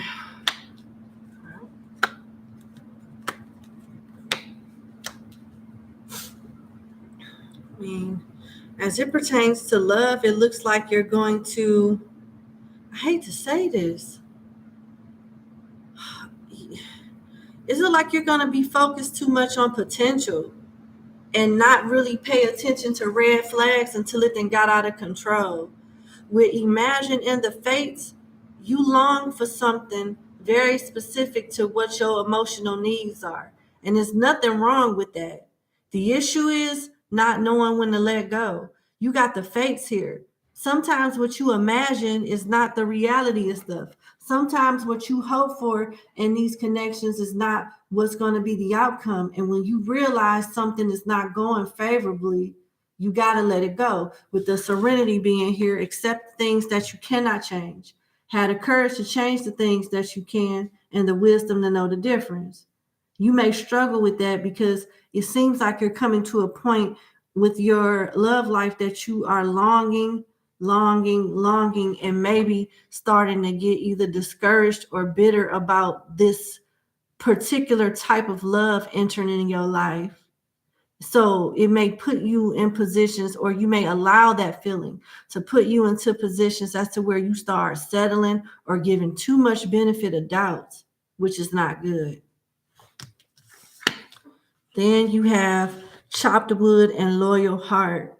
So it's like you will end up being in a connection or rekindling with someone that has worked hard or has made some type of effort to prove themselves worthy of you. And it seems like things will go well for a short amount of time until you start becoming more suspicious with why and here and now. And this could be something, I feel like I'm picking up on a rushed connection, like a connection that's moving real fast.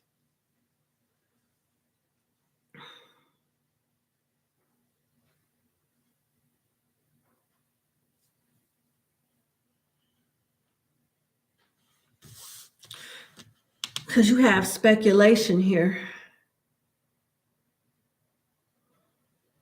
And then you got here and now here. And it looks like although you will move on and have up and downs with a connection that's kind of like off and on, you'll still question, like, this connection, and you'll still like question a connection from your recent past.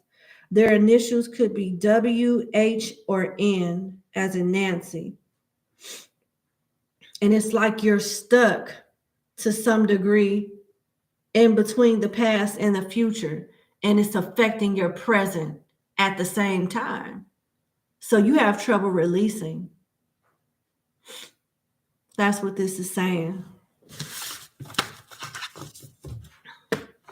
What messages do you have for number 7 as it pertains to their love life?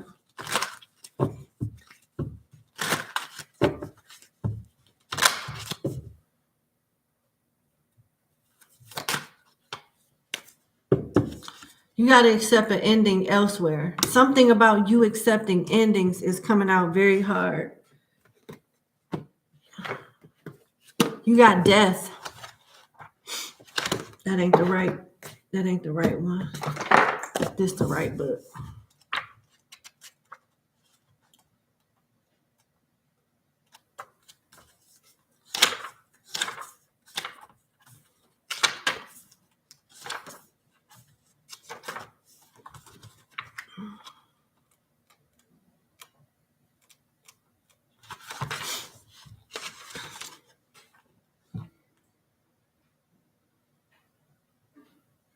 They want you to know that something is going to end in the next 3 months. And they want you to ask yourself, what are you doing that is wasting your time? And they want you to know that growth comes from showing up and not from sudden change. And they want you to, I can't make it up. I don't want you to think that I'm being harsh, but that's what this book is saying. Okay, I'm going to read you the last part of this book. It says, stop asking why things end. And what's so ironic is this is one of the cards that you got from a whole nother deck that say why. It says, stop asking why things end. Do not spend time where death hangs out. Honor your time and walk the ground on which you stand. Work the ground on which you stand. Interesting.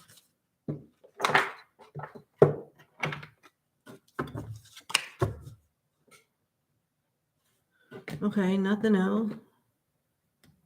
Okay.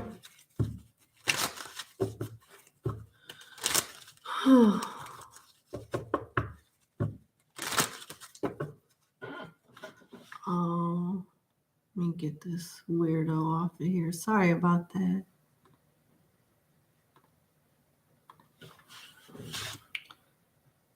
Okay.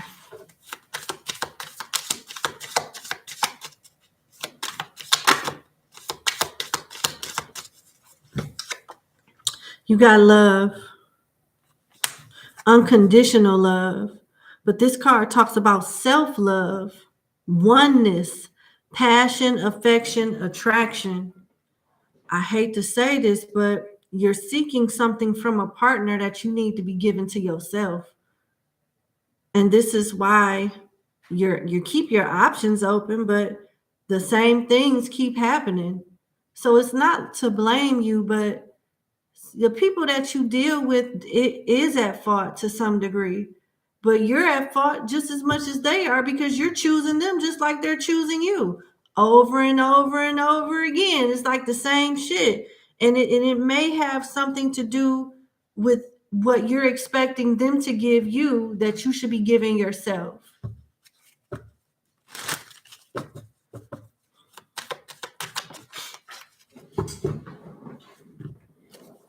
Coffin, endings bring new beginnings, growth, change, liberation, transition. Yep, you'll be moving on. So an off and on type of thing is definitely ending in the next 3 months.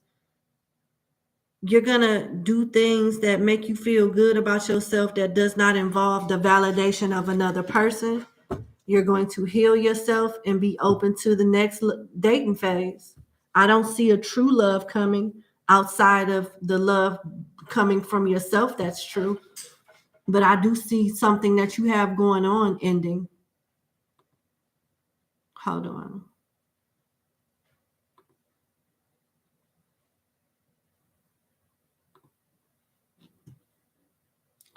Okay. When are you going to meet your divine partner? Aw, I just picked up on that. I'm not going to read what you put in parentheses, but we did just talk about that. I'm so sorry. Oh, okay.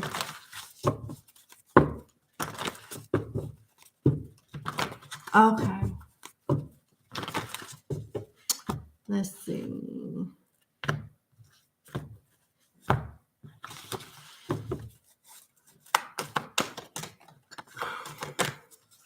Uh-oh.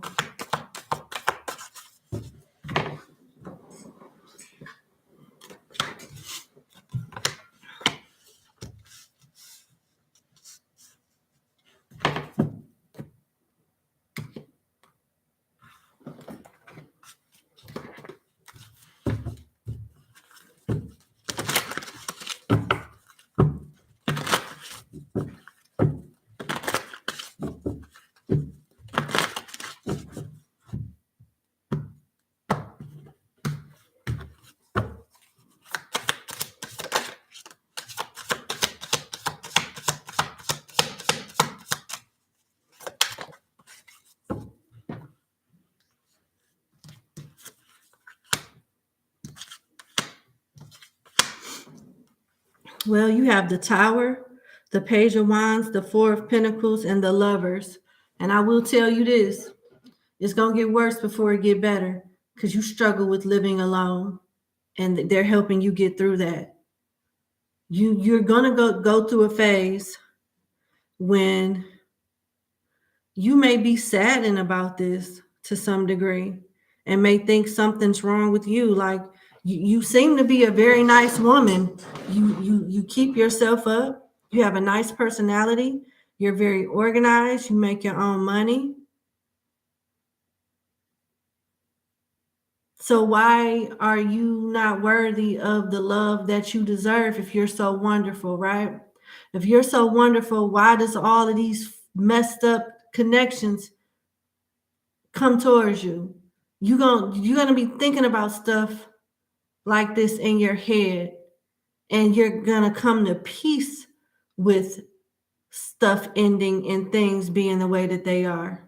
It's like I that's the best way I can explain it, but it's going to hurt in the beginning of this realization. It's gonna hurt when you really get to like being saturated in this type of energy. And the Tower is here because all of whatever it is that you've been dreaming of or hoping of, you're gonna lose that type of, you're gonna forget about that. You're gonna forget about that. You receiving what you deserve. You're not. You're gonna be like, well, fuck it.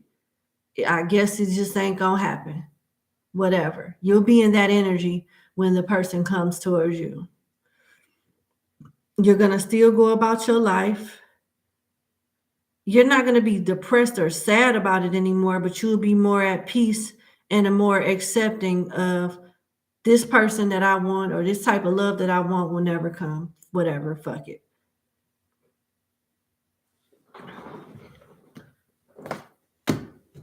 And when you get into this discouraged energy, that's when somebody better comes. I can't make it up. Like that's how you have the Tower, the Page of Wands, the Four of Discs, and the Lovers. It's like you're looking for some type of heads up on this and you're not going to get it. I'm sorry. They're not giving it. They're not. Yeah.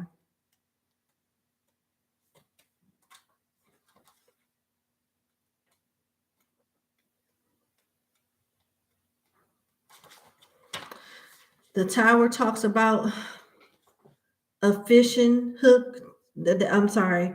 How do you prepare for something difficult? How about unexpected change? In general, if this card appears and a person is not living its energy already, they had better buckle down the hatches and save for emergencies and be ready for changes.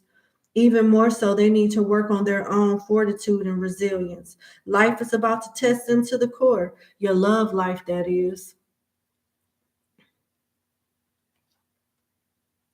It is also important to offer them hope, not through fantasy, Like imagine is showing up in your other card. But by looking for those pieces that remain alive with possibility, something in their life is still growing.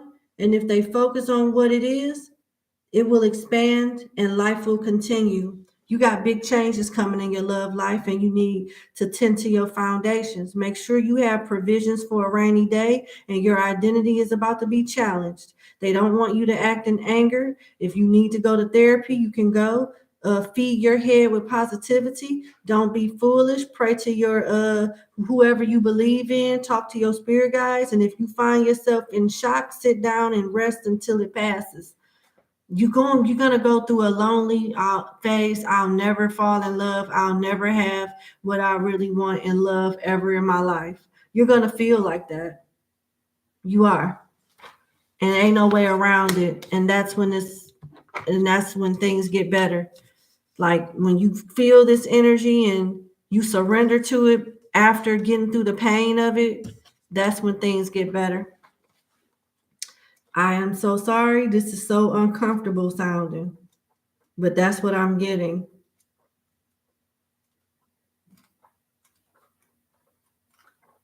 And if it makes you feel any better, I went through the same thing.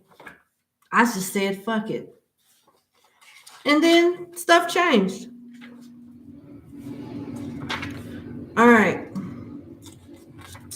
All right. So let's go to your next message. It says, this person, which is you, is keen to learn and grow, but you must be careful not to make yourselves a pain to those that you wish to learn from. No one owes you anything. Instead, you should come with generosity of heart and willingness to work. This attitude will open every door in time. You do have a new start coming towards you in love, a gesture that opens roads to success. So be careful how you handle people, because you never know. Something about your attitude and how you interact with other people is going to lead you to good love options and better friends too.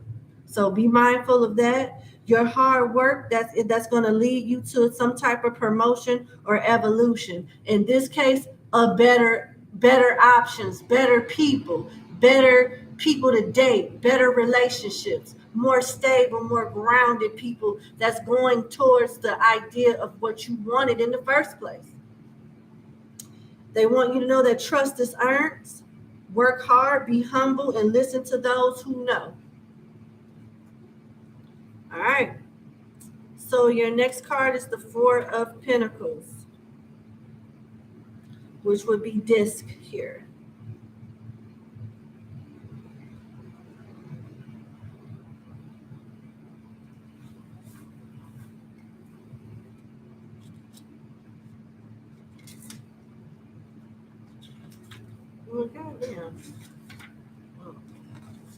Okay, so this card talks about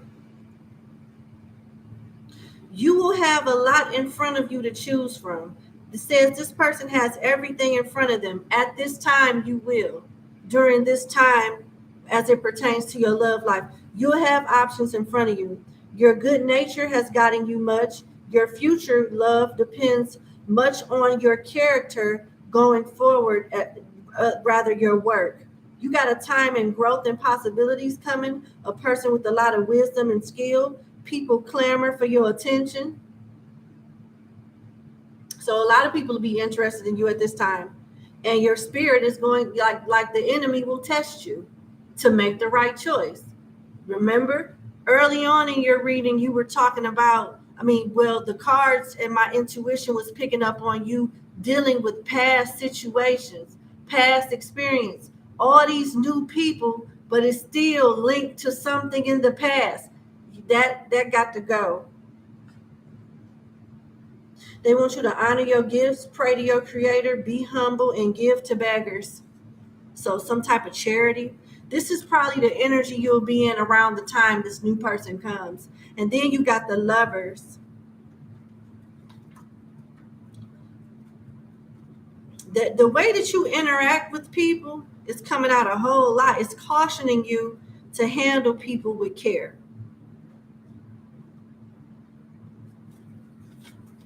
because I know the Lovers has something to do with this too. So your last card to wrap your reading up is this card is where you need to be clear about what you want. You cannot suppose what others know or what they need or how to go about getting it. You cannot rely on traditional roles either. It may be that only through divination is the way forward known. It is also important to not fight. Confrontation won't win the day when this card shows up. So, like I said, it's talking about your character and how you handle interactions with people. You have to kill them with kindness and not passive aggression or confrontation. See what I'm saying? And be careful to getting bad advice. Your attitude is interfering with getting what you want. That's what this card says. This card says this person's attitude is interfering with getting what they want. And it also talks about how others are showing off but unable to deliver. And when you succeed, everything will be yours, all yours.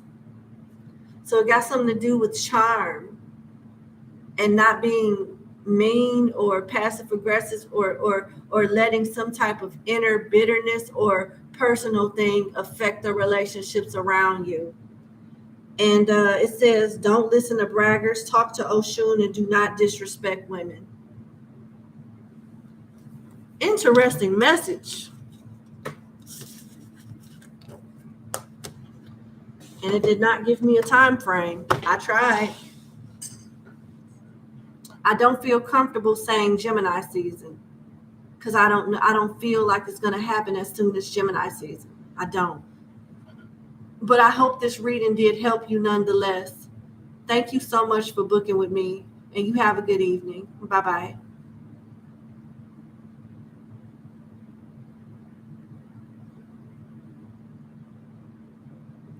All right, let's do number 8.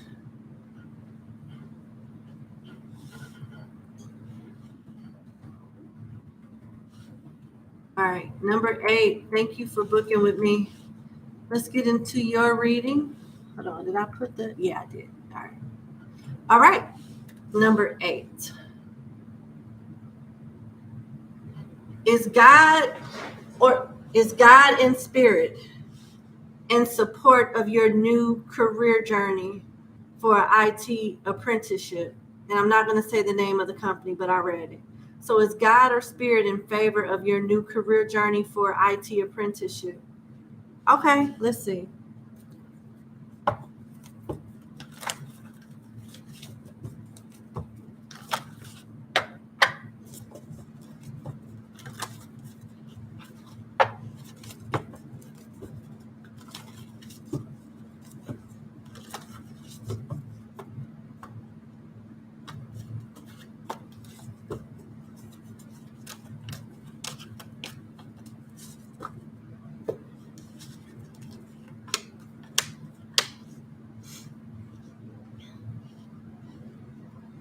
Yes, they are. They are in favor with you taking this apprenticeship, but it's going to be hard work. It's not going to be a walk in the park, but it won't be the hardest thing you've ever done. But it's going to keep you on your toes and help you grow a whole lot. So congratulations. I don't see you regretting doing this. I don't see you I don't see you regretting doing this. It actually builds to your resume and your expertise, your experience. But it involves a lot of work. They're going to work you. So just FYI, they're going to definitely work you. All right.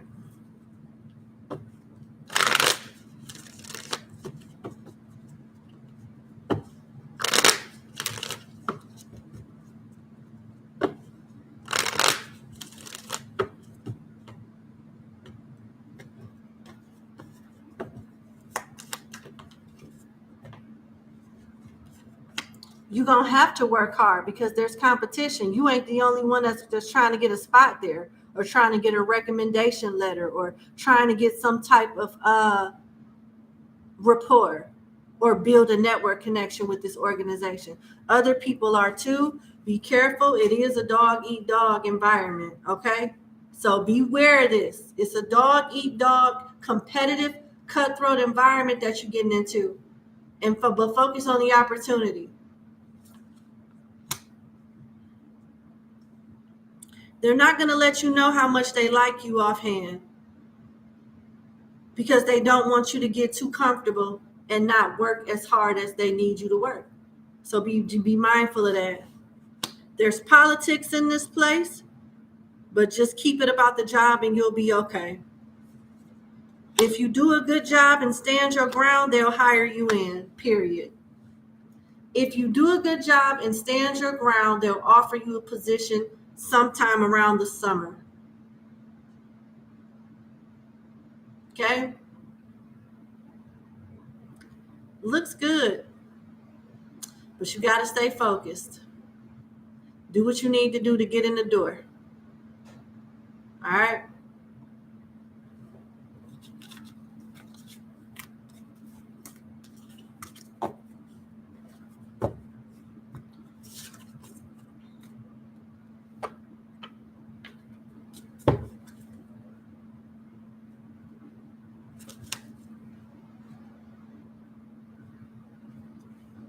I'm sorry. My intuition led me to another deck. I know that look weird when I do that, but sorry.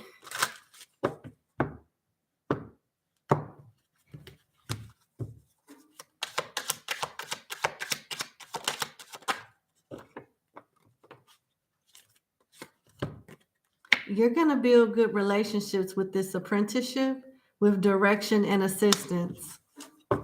You're going to build good rapport. All you got to do is stay focused. This will be some of the benefits of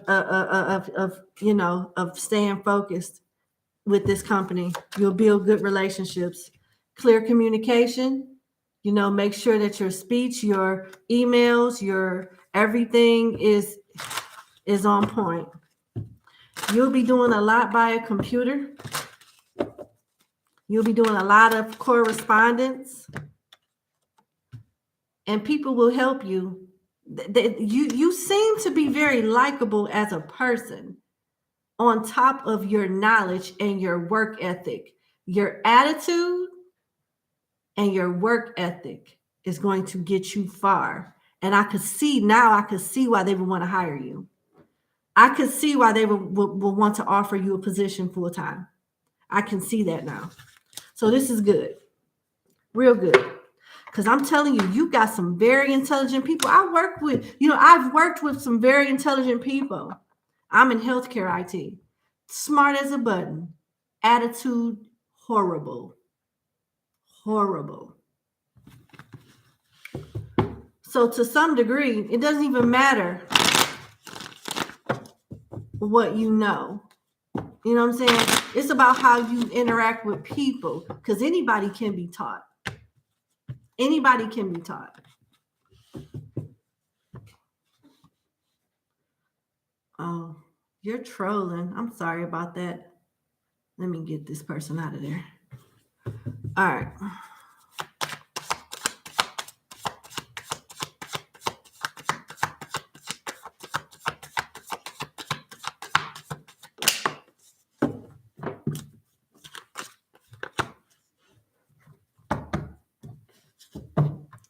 Interesting. Yeah, this is definitely in support of your spirit guides and your creator, for sure. You'll be happy that you did this. There's going to be times during your apprenticeship that you're not going to know for sure if they like you or not. You're not going to know until they make the offer. But congratulations. Let me pull one more card. This is funny. I can't make it up. It looks like you will be spilling out some W-4s and, you're going to stay here. It looks like you're going to get hired in after your apprenticeship. Continue to do whatever it is that you're doing that's going to get their attention. And it has everything to do with your work ethic and your attitude. Looks like they're going to hire you at some point. Congratulations. Heck yeah, this is approved by Spirit. How does DR feel about you? I see the name. I'm just not saying it because I don't do that during these. How does DR feel about you? All right. Let's see.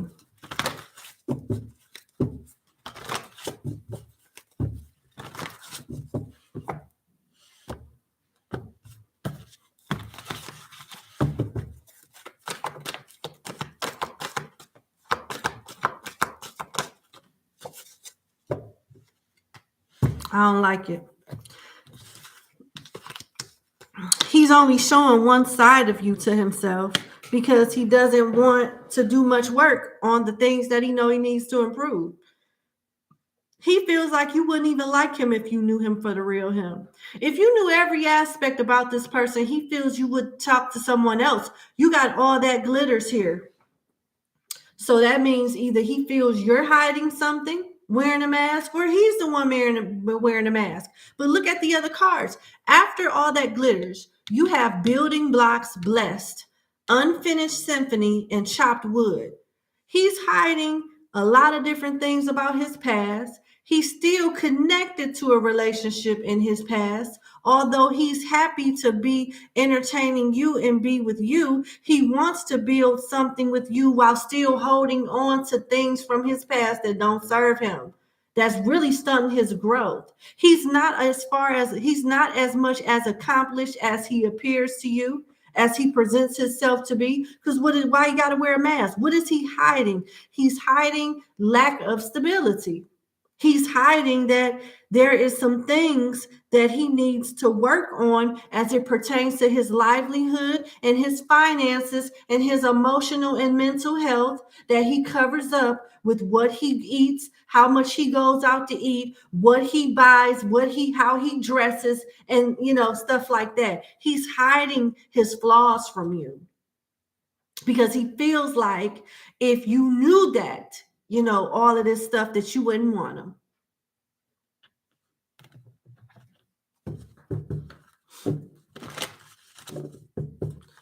And all he needs to do is just do the work. But he's too comfortable with hiding shit.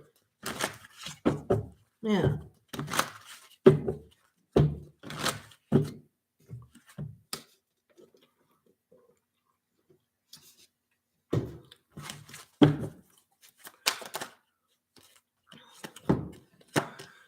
I can't make it up.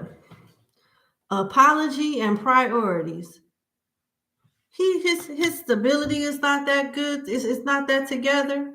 His life is not that together. And he's hiding all of this from you. And he feels bad about it, but it is what it is. He's too embarrassed to share this with you.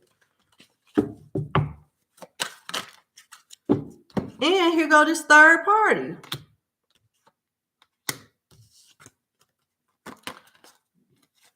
Okay, you got priority, apology, and competition. You have gift, inner child, and dating and romance. It's a third party here. I told you it's somebody from his past, somebody that's been around way before you came into the picture. Or while y'all was on break or something like that. That he still not has let go. And he still keeps his options open. But you the type that he know he can have something stable with. So he feels like if you knew the whole truth and nothing but the truth, there would be no foundation that you guys can start building on. So he feels like he has to lie to you to protect his asset, which is you. I don't know, you must have a real good job or something like that, aside of this apprenticeship, aside of that, you must be, out of everybody that he's entertained, or if you compare yourself to this past person, you must be the most stable one, the one that he can have a stable future with. He finds you attractive too, but you have, out of all his options, you have the most going for yourself. But he is who he is. So he's going to continue to wear this mask and make him appear as if he's some type of prize to you until he He's going to continue to fake it till he makes it. Yeah, that's what it looked like.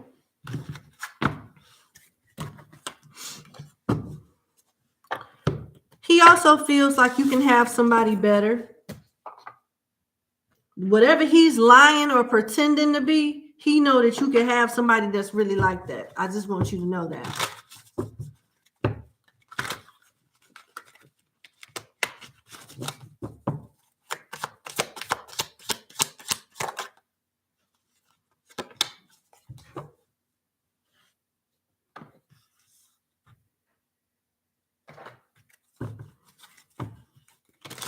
It's going to be a minute. It's going to take years for this person to get themselves together, because they're going ass backwards as we speak with how they're handling the adversity now. So it's going to get worse than what it already is before it gets better for this person. And you're going to find out about this. This person is in some type of on and off long-term commitment with someone. He looks at you as marriage material at the same time, though. And when you find out about whatever this is he's hiding, because you will, it says finding out, things come to light, adapt, change, heal. You'll be okay. But I won't lie to you. It will be disappointing when you find out that this person has been living a lie with you. Are you going to spy on them to find out the truth? This person could already be stalking you or spying on you in some kind of way. But it looks like you may get your information and the truth on how he really is through spying. I'm not encouraging you to spy, but I see it happening that way. All right. I hope that this helps you. Thank you so much for booking with me. Good luck with everything and have a good evening. Bye-bye. Okay.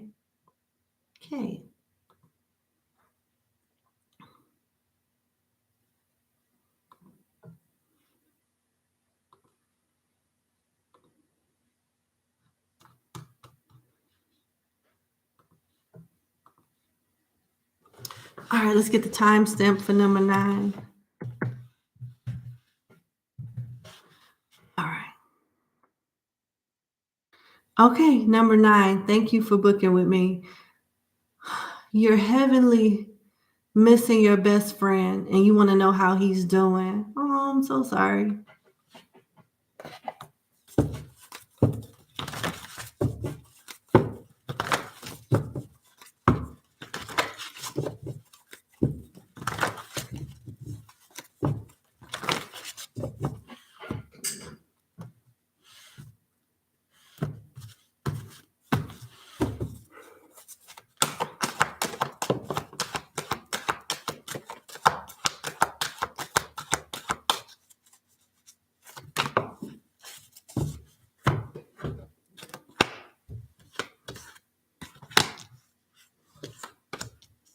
Damn. He's disappointed in someone that he cares about. You got here and now, deep knowing, and loyal heart in reverse. So whatever it is that he's going through, you already have a real good idea on. You know what this is with deep knowing.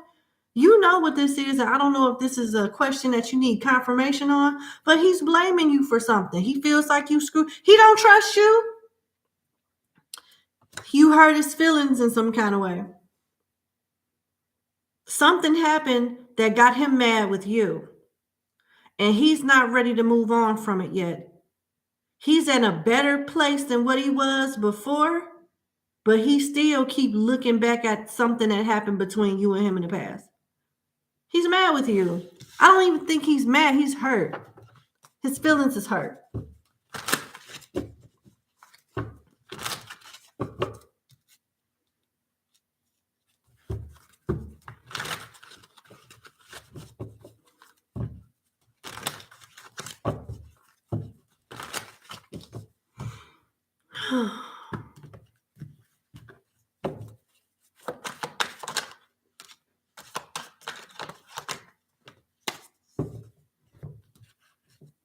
He misses you because longing is in at the bottom of the deck. Did you choose a relationship over him or a person over him? So something involving another person makes this person feel betrayed. And then they feel like whatever this is that involves you and another person was stupid because they feel like you ruined their friendship with you over a person that doesn't even meet your expectations. And if you want to make something right with action, you're going to have to do it yourself. They want you to come to them. They're not coming to you.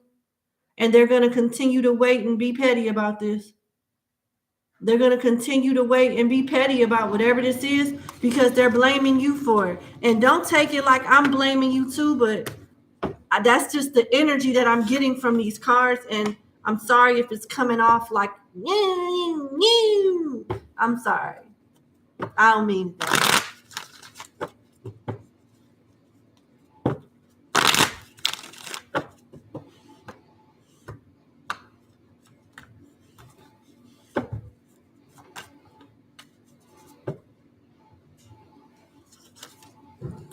Hangman in reverse, the Fool, and the Two of Swords. This person is ignoring you. They're ignoring something. And they're trying to understand someone. They're with the Hangman in reverse, they're trying to understand someone or understand how something came to be. They're trying to properly process a situation and move on from it with a new start. But the way that they're moving on from this is ignoring it and not necessarily dealing with it head on. And I think what they're avoiding is not the situation itself because they think about it, they're confused about it, they want understanding about it. But if it involves them reaching out to that person or meeting up with that person, whoever's involved to get this clarity, they're not going to do it. They'd rather ignore it than to deal with it like that.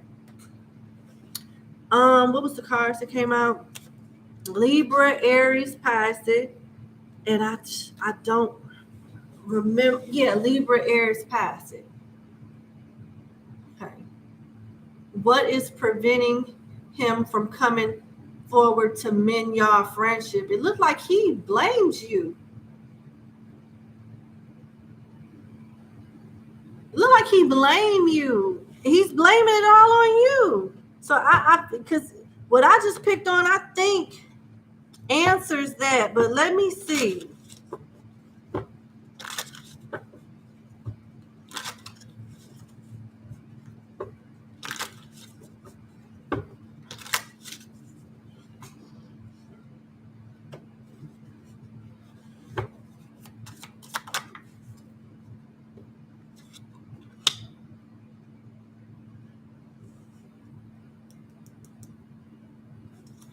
One of y'all broke a rule.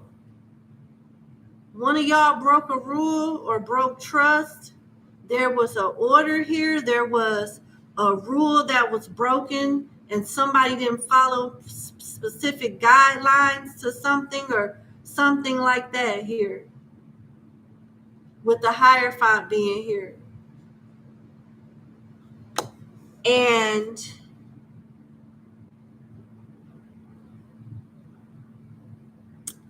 I don't know if this person has control issues and it's their way or no way or something like that.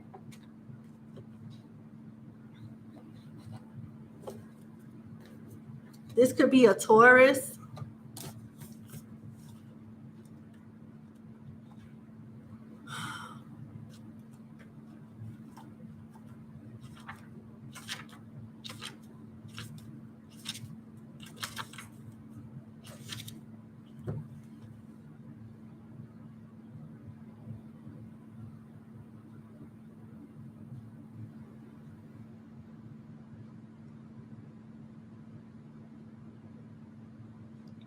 Yeah.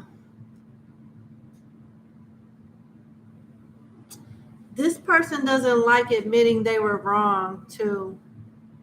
Pride is what's preventing them to come towards you also. They feel they have a reason to be mad with you, but they're also silently taking accountability for something that they did wrong too. but they don't want to admit it to you. They got too much pride to admit this to you. Sexism is an obstacle to progress. A person who knows much but does not want to share. A person who takes what you have given. No, people will take what you have given if given. I don't know why I can't read. But people will take what you have if given the chance. A goal that requires a lot of sacrifice and keeping your ego in check. This person is not ready. They're not ready. They're still like blaming everything on you. They have some type of fault, but they don't want to. They're not ready to put their pride to the side and admit all of these things. But they're blaming you for everything for the most part. They're definitely putting way more fault on you than them. When they had they played a part in y'all not being friends too. Yeah.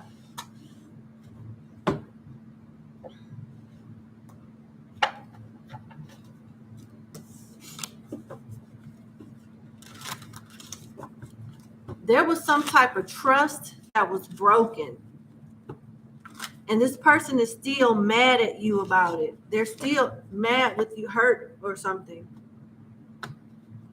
I don't necessarily get anger, but I get hurt and they don't trust you. They dream about you though. They're trying to move on and like ignore you. I'm just going to be real. They're trying to move on. They don't want to risk compromising their pride. Although their feelings is hurt, they do find themselves somewhat accountable for this. But they'd rather just be just done and over with it. Seriously. Interesting.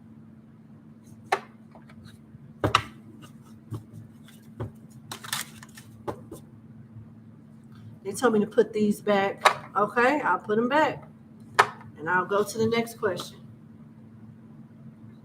Is this a definite separation?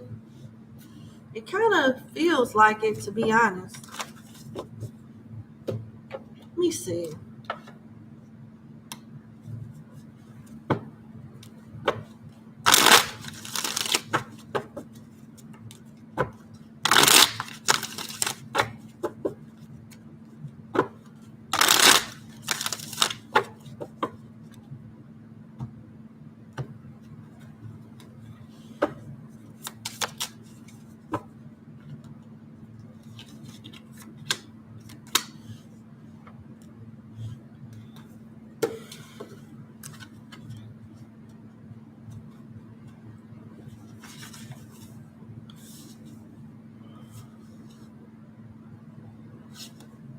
No, I don't see y'all getting back together. This card talks about confusion, tears, and sorrow, breakup, mystification. The sea is rough, although the surface is calm. Therefore, it's depth and frightening, dark, which brings up violent psychic instability and untrue feelings. I don't know what happened between y'all, but this person don't look at you the same.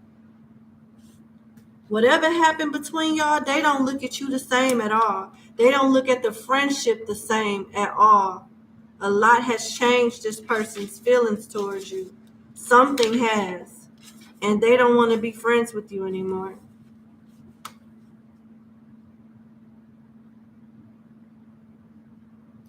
And with the Baba Larisha coming out, it's like they're making they feel like they're making a wise choice to stay away. And they choose solidarity. They choose solidarity. And it's like they're protecting themselves from you. The way that this card is showing up. Yeah. I'm sorry. It's like they're trying to move on. They're just trying to move on. They don't want to be friends no more. Dang.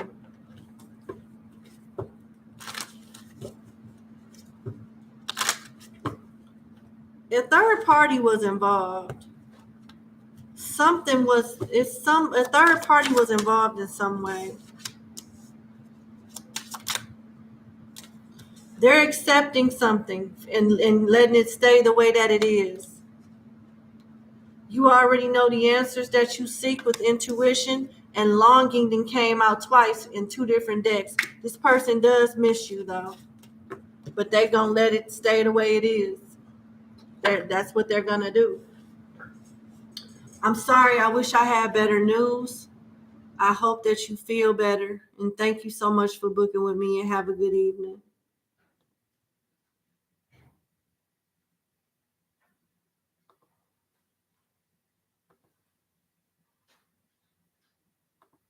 All right, so we on 10. We on number 10.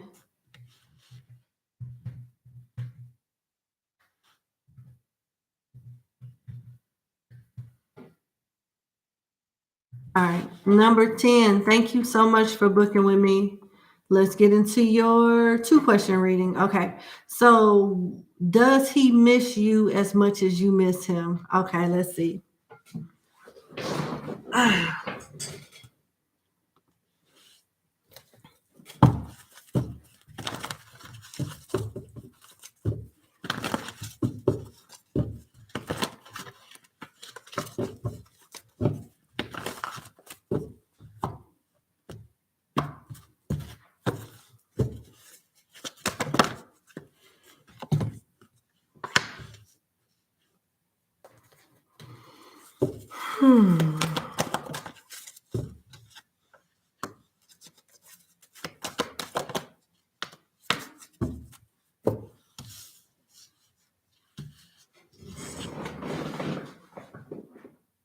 This person is conflicted when it comes to you, number 10. You got for your oracle cards Unfinished Symphony in reverse, and then you got Fork in the Road upright, so that's indecision. So Unfinished Symphony in reverse is something that has been hard for him to release, he's finally releasing. But then he's confused about if that's really what he want to do with Fork in the Road. And then your last card is Round and Round. So it may not be today or tomorrow, but at some point he's going to revisit this connection with you. At some point he's going to revisit this connection with you.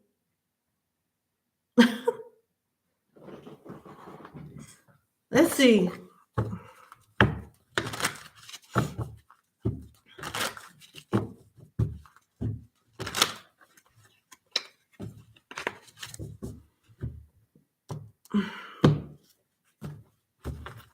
So in other words, yes, but there is some type of level of confusion. It's almost like he misses you, but he's given the energy as if he feels you're not good for him or y'all not good for each other. But fuck it, I'm gonna try it anyway. It's like I don't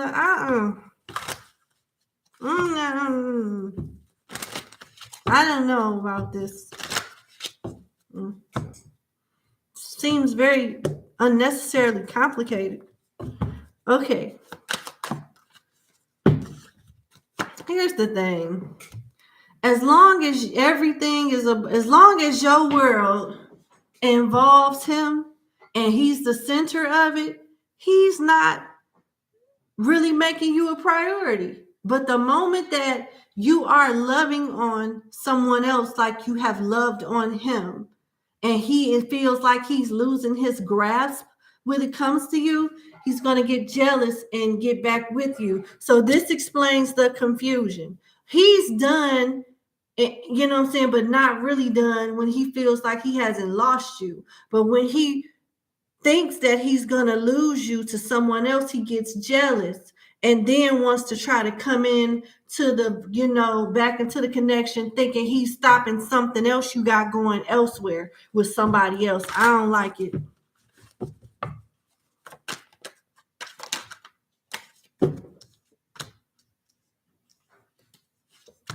Y'all got a toxic dynamic. Somebody in this connection is toxic. You got retreat, jealousy, marriage, and toxicity. So there's emotion here, but it's one-sided. It gives me the empath and narcissist paradigm where, you know, the moment that somebody's head and heart is screwed on straight and working properly, the narcissist says, oh no, we can't, you got sense? Oh, you loving yourself? Number 10? You loving yourself? Oh, hell no, we can't have this. I'll be back. Let me promise you the moon and stars and, you know what I'm saying, kiss your ass a little bit and get you comfortable and shit. Then I go back to that bullshit. Here we go. Here we go. I've been trying to hold this toxicity in for a long time, but now that I know that you're back grounded into my life and you're not going anywhere, we let the fuckery continue. Shall we proceed? Shall we proceed with more confusion and inconsistencies now that I have number 10 back? Yeah, he misses you like you miss him. Not exactly like you miss him, but he does want access to you. I hope this doesn't trigger you, but if it does, then, you know, it got to be some truth to it. This is not a healthy relationship at all. He's playing games with you.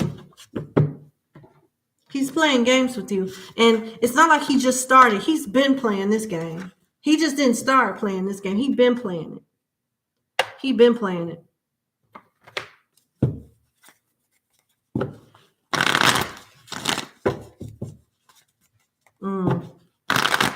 Uh-oh.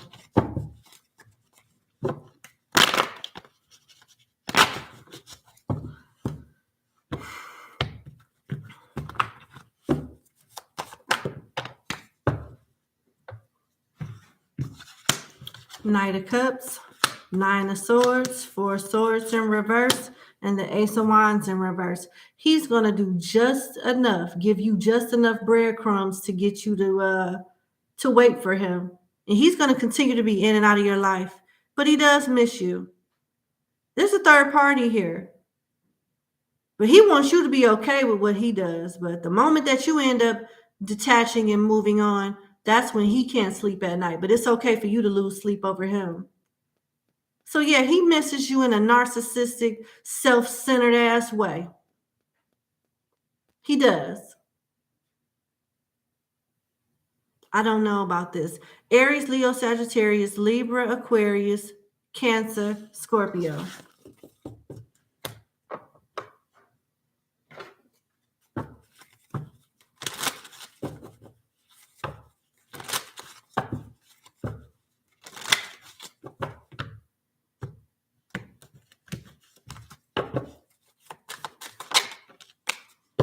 And this person spies on you. And there's more things that you're going to find out about this person. You will be disappointed, but you'll get over it. You got the girl with the snake. The girl with the snake is exactly what I spoke on before the card came out. Let me make sure you see this. Empath and narcissist paradigm is what's in the first sentence of this card, all the way at the top. I just said that. Being charmed or used, enable boundaries. So your spirit guides is advising that he could stay missing you because his intentions are not that great and you deserve better. Okay, let's go to your next question. Is there hope of starting up the future again, or should you just accept it? I think you should accept it. Based off what just came out, if we're talking about the same person in number 1, yes. Yes.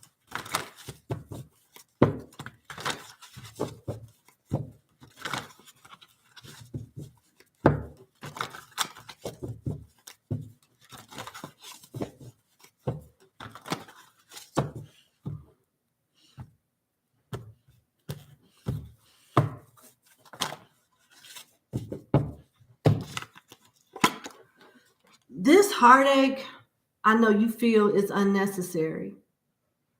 Like, why would, this is not what I want. This is not what I deserve. I get that. But this change, whoever this person is, was not sent by the divine, number 10. They were not sent by the divine. They were just a choice, a bad choice that the divine is helping you correct by showing you who this motherfucker really is. They're not going to change. But this heartache and this experience is helping you make changes so you can attract better and accept the blessings that's coming towards you in the future.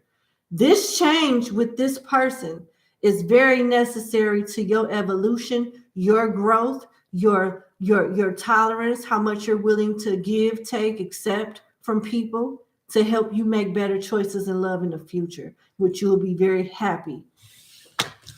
And it seems like this is something that's really hard for you to do, but you'll overcome it. When the burden of this connection gets too heavy for you to carry, you will get tired and surrender. You're asking, and I'm saying it this way because what I'm getting in these cards and what I'm feeling energetically is not what you put in your second question. You say, should you try to make it work in the future or should you accept and move on? You already know you should have been accepted and moved on. So you're not quite there yet. You're not quite at the energy yet where you're ready to completely give up. You're not yet. But the burden of this connection will come heavier and heavier over time, and you will surrender and move forward.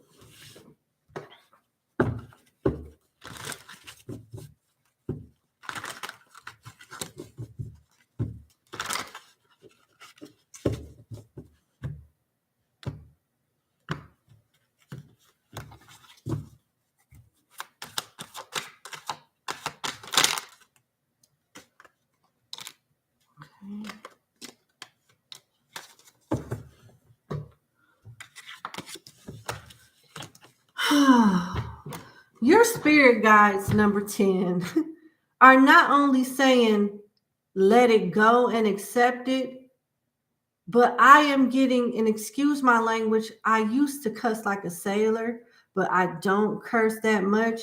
But I have to tell you exactly the way I am hearing it and feeling it. Not only, number 10, does your spirit guides want you to accept and let go of this? Your spirit guides say, fuck this person. With a capital F, all caps, F-U-C and the K. Fuck them. This is it. What does this mean? Code and boundaries. Like, they would be so pleased if you act like you never even met this person. Treat this person like a ghost. They don't even deserve communication with you. Whether it's a phone call, text, if you see them in the street, walk straight past their ass. See through them. Like, hi, how you doing? I don't know who that is, but how you doing? I'm just saying, like, they don't want you. They don't deserve anything from you. And that's crazy. Like, it's just deeper. Like, it's deeper than you just letting it go and accepting it. They said, fuck this person. I'm sorry, it's not funny, but you know what I'm saying? It is to a degree, because it's like they can't wait for you to leave this person alone. Do you know how much this is a gift to relieve yourself from this type of person? You cannot possibly, I know you don't think this person is a prize. You couldn't, because you've been at a tug of war with this person for as long as you've been dealing with them. You had a nice love bombing stage with this person, a nice honeymoon stage with this person, and y'all never got back to that place. And it's been inconsistent since then. And your spirit guides is so happy. They can't wait to give you something better when you finally release this. I can't make it up.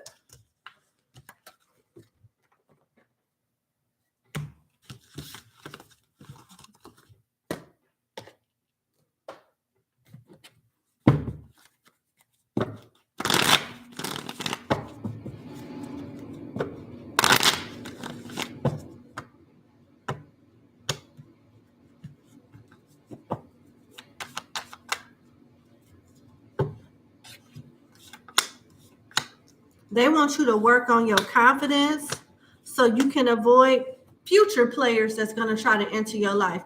You have, because you are in the Queen of Cups in reverse energy, which means you are insecure about something. You tolerate things unnecessarily because of the lack of love you have for yourself. Because you're in this energy, you're attracting a Knight of Wands in reverse and a King of Wands in reverse. When you change this energy with the Three of Pentacles, learn from these mistakes and experiences, and work on your confidence and self-love, you'll be able to identify these narcissists very easily.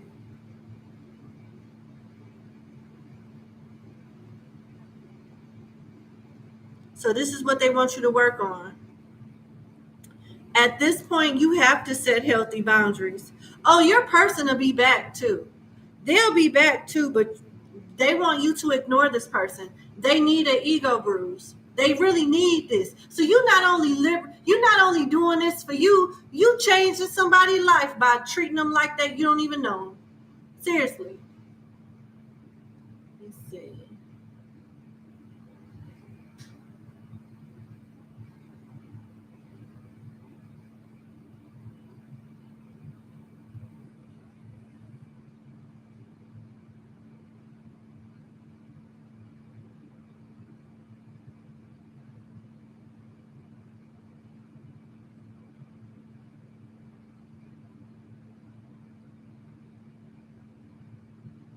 All right.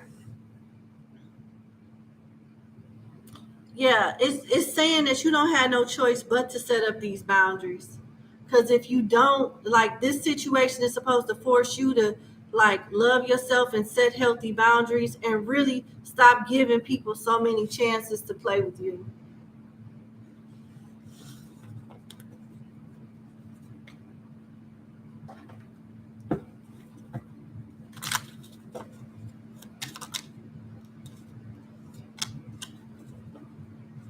This person is going to call you, text you, or email you and want to talk to you. You're supposed to ignore them. You're supposed to say, not today. Don't deal with this person, and focus on healing and focus on your money. Keep a positive mindset in the process and manifest what you exactly want, and be grateful for the things that you have, and you will be all right. But this person belongs to the streets, okay? You too good for this person. Thank you so much for booking with me, and have a good evening.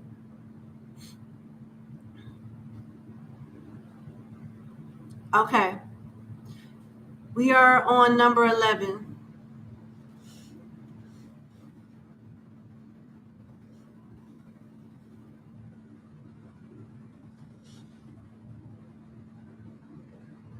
Okay. Number 11. Thank you for booking with me. Let's get into your 2-question reading. So, will you get a job at the airline on February 7th? All right.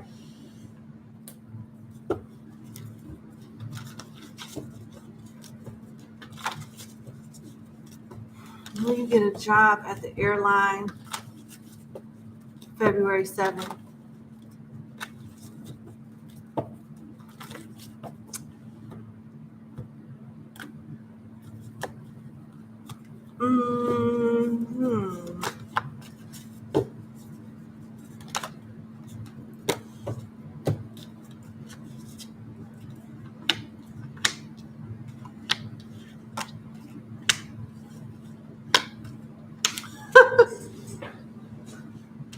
It's looking real positive.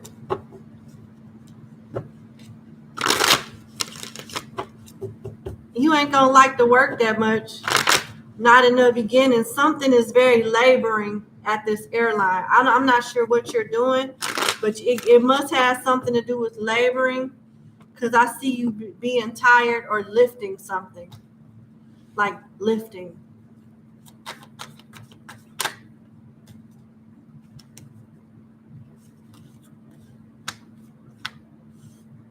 Hmm.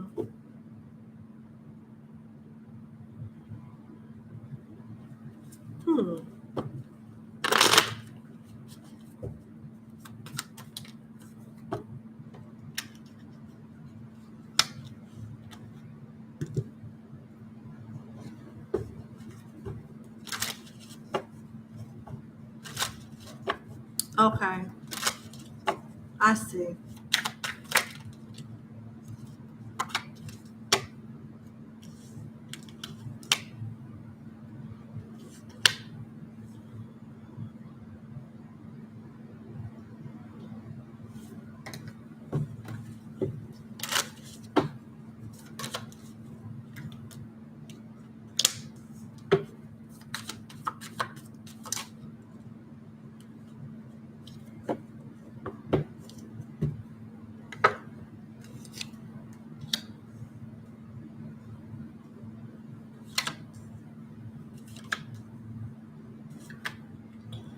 All right. It looks like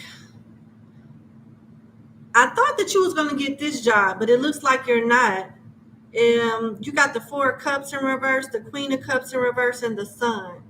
And when I started pulling the tarot cards first outside of these cards, I was thinking that, yeah, you're going to get it, but no. You're going to miss this. You're not going to get this job, but you're going to end up getting something else that's just as good as this, with the Sun being here. So it's like, it's not going to be the end of the world or too much of a fail, you know what I'm saying, of a bad thing to miss out on this job. But it looks like they're going to choose somebody else. But you have another job lined up for you. And the benefits, something about this job is going to make you happy. So usually, like places like the airline and, you know, things like that, they have decent benefits that come with it. This place that you'll be working for has benefits too. They have good pay too. So it's kind of like, although you're missing out on this, you're getting something else that's just as good in the future.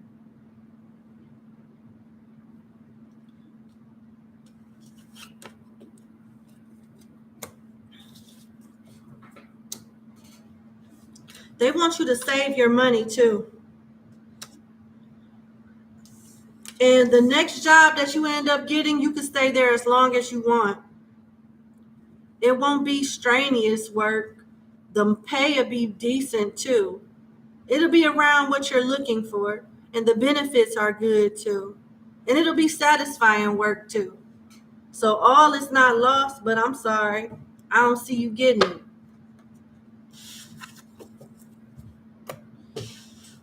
Let me see what else come out.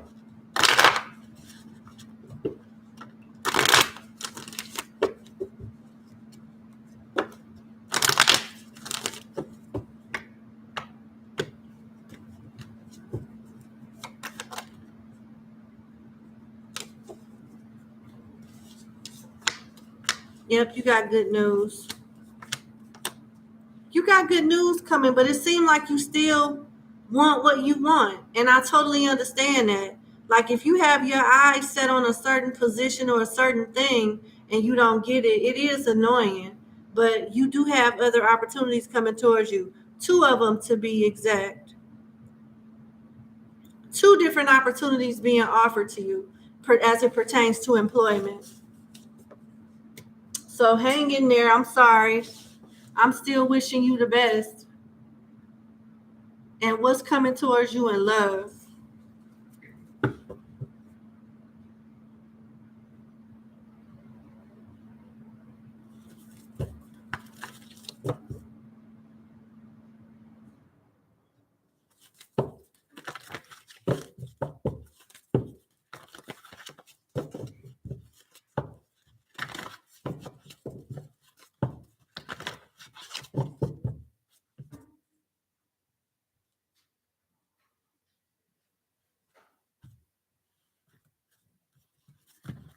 Okay.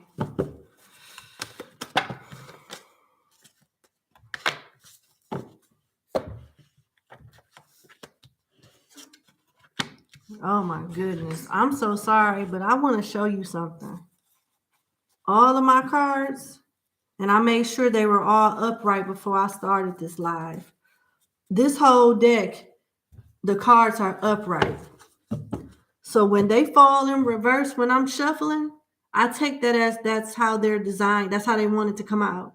That's how the spirits wanted to come out. And the cards that came out for you out of 3, 2 of them came in reverse. The first one is clean it up. That's upright. Clean it up is upright. Your second card is regeneration. That's in reverse. And then your third card is peace. That is also in reverse. So this tells me out the gate when it comes to your love reading that options that are downgrades are coming towards you. Options that have toxicity on them that will bring you down and disturb your peace are coming towards you. You have projects coming towards you in love. Nothing to write home about. I'm just going to be honest with you. You can do much better than what's coming towards you in love right now. I'm sorry.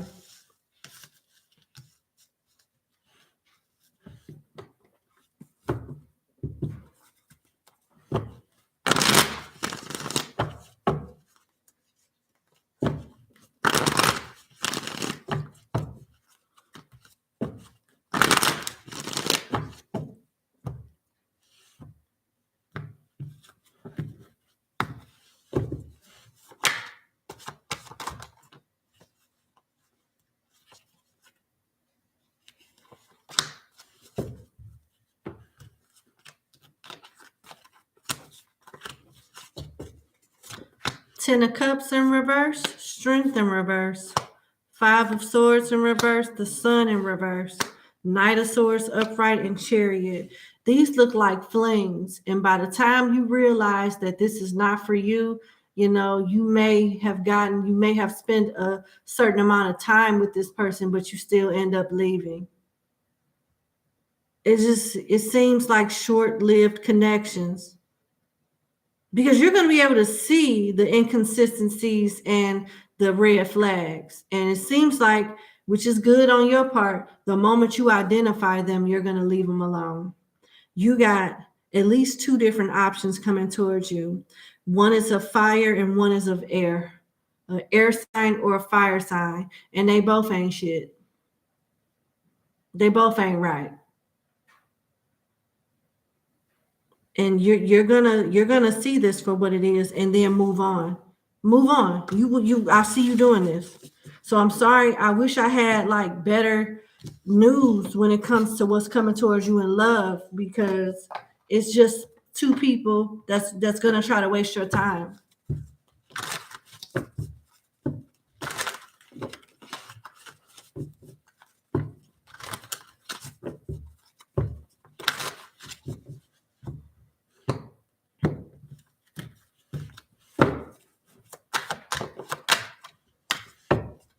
You have an ex that's regretful of you too. You left this person.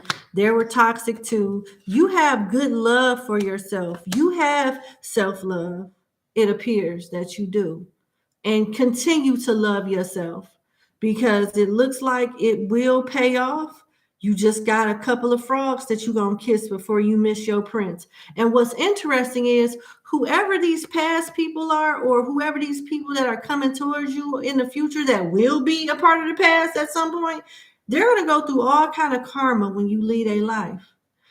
I don't know if you've heard this before, number 11, but people get karma depending on how they treat you, whether good or bad. So I don't know, just so you know, you got regret, leaving, toxicity, finances, and self-love. You have more money coming. You're more stable than the options that are coming towards you. They're going to try to hide this from you though in the beginning.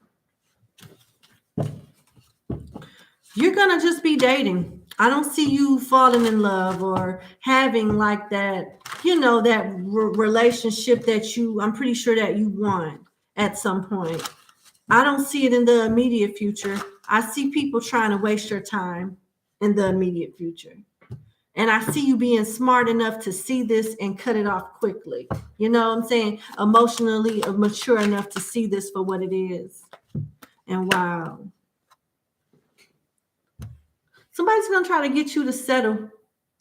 Somebody's going to try to get you to settle by wearing a mask of deception. And someone from your past is going to try to reconcile with you because they have a lot of regrets. But as far as new situations, They're not really worth your time like that. These new options, they're not. You want a husband. You want a spouse. And you'll be single before you get there. You'll be single for a while before that comes. What can you tell number 11 about a better option, though?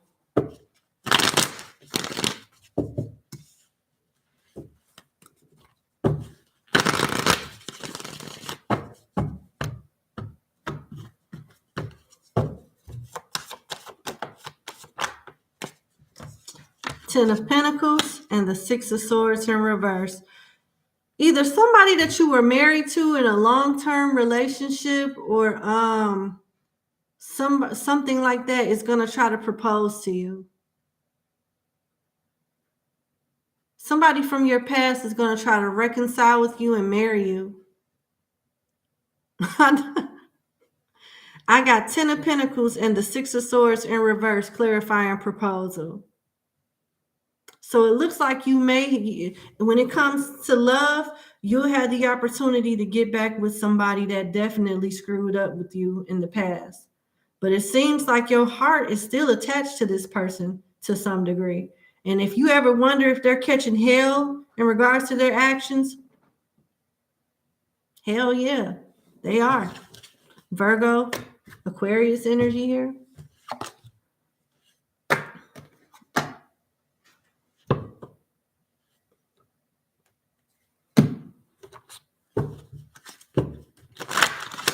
Last message, and then we're done.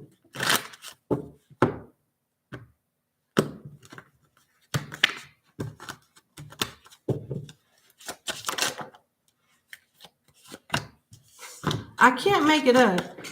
Your finances is going to improve too. And this person from the past has better stability too. And they're going to ask you for a second chance. That's the strongest energy that I have coming out as far as your love life in the near future.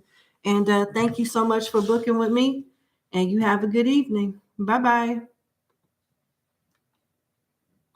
That wraps up everything for the Saturday reading segment. And I also want to share with you guys that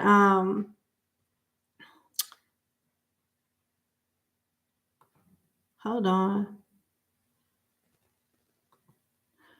I also want to share with you guys that this will be my last segment for a very long time.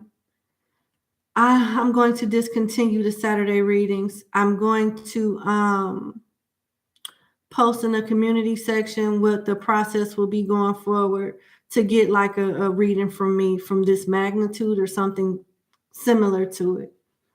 I'll still do readings, like personal question readings. I may do it after general readings. I may have a section where I'll ask, people can ask me questions after I finish the general reading.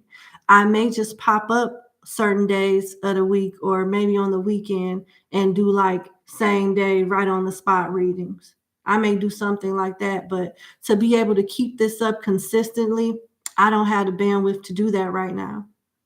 But I'm going to post how I'll be doing things moving forward as it pertains to the question readings in the community section.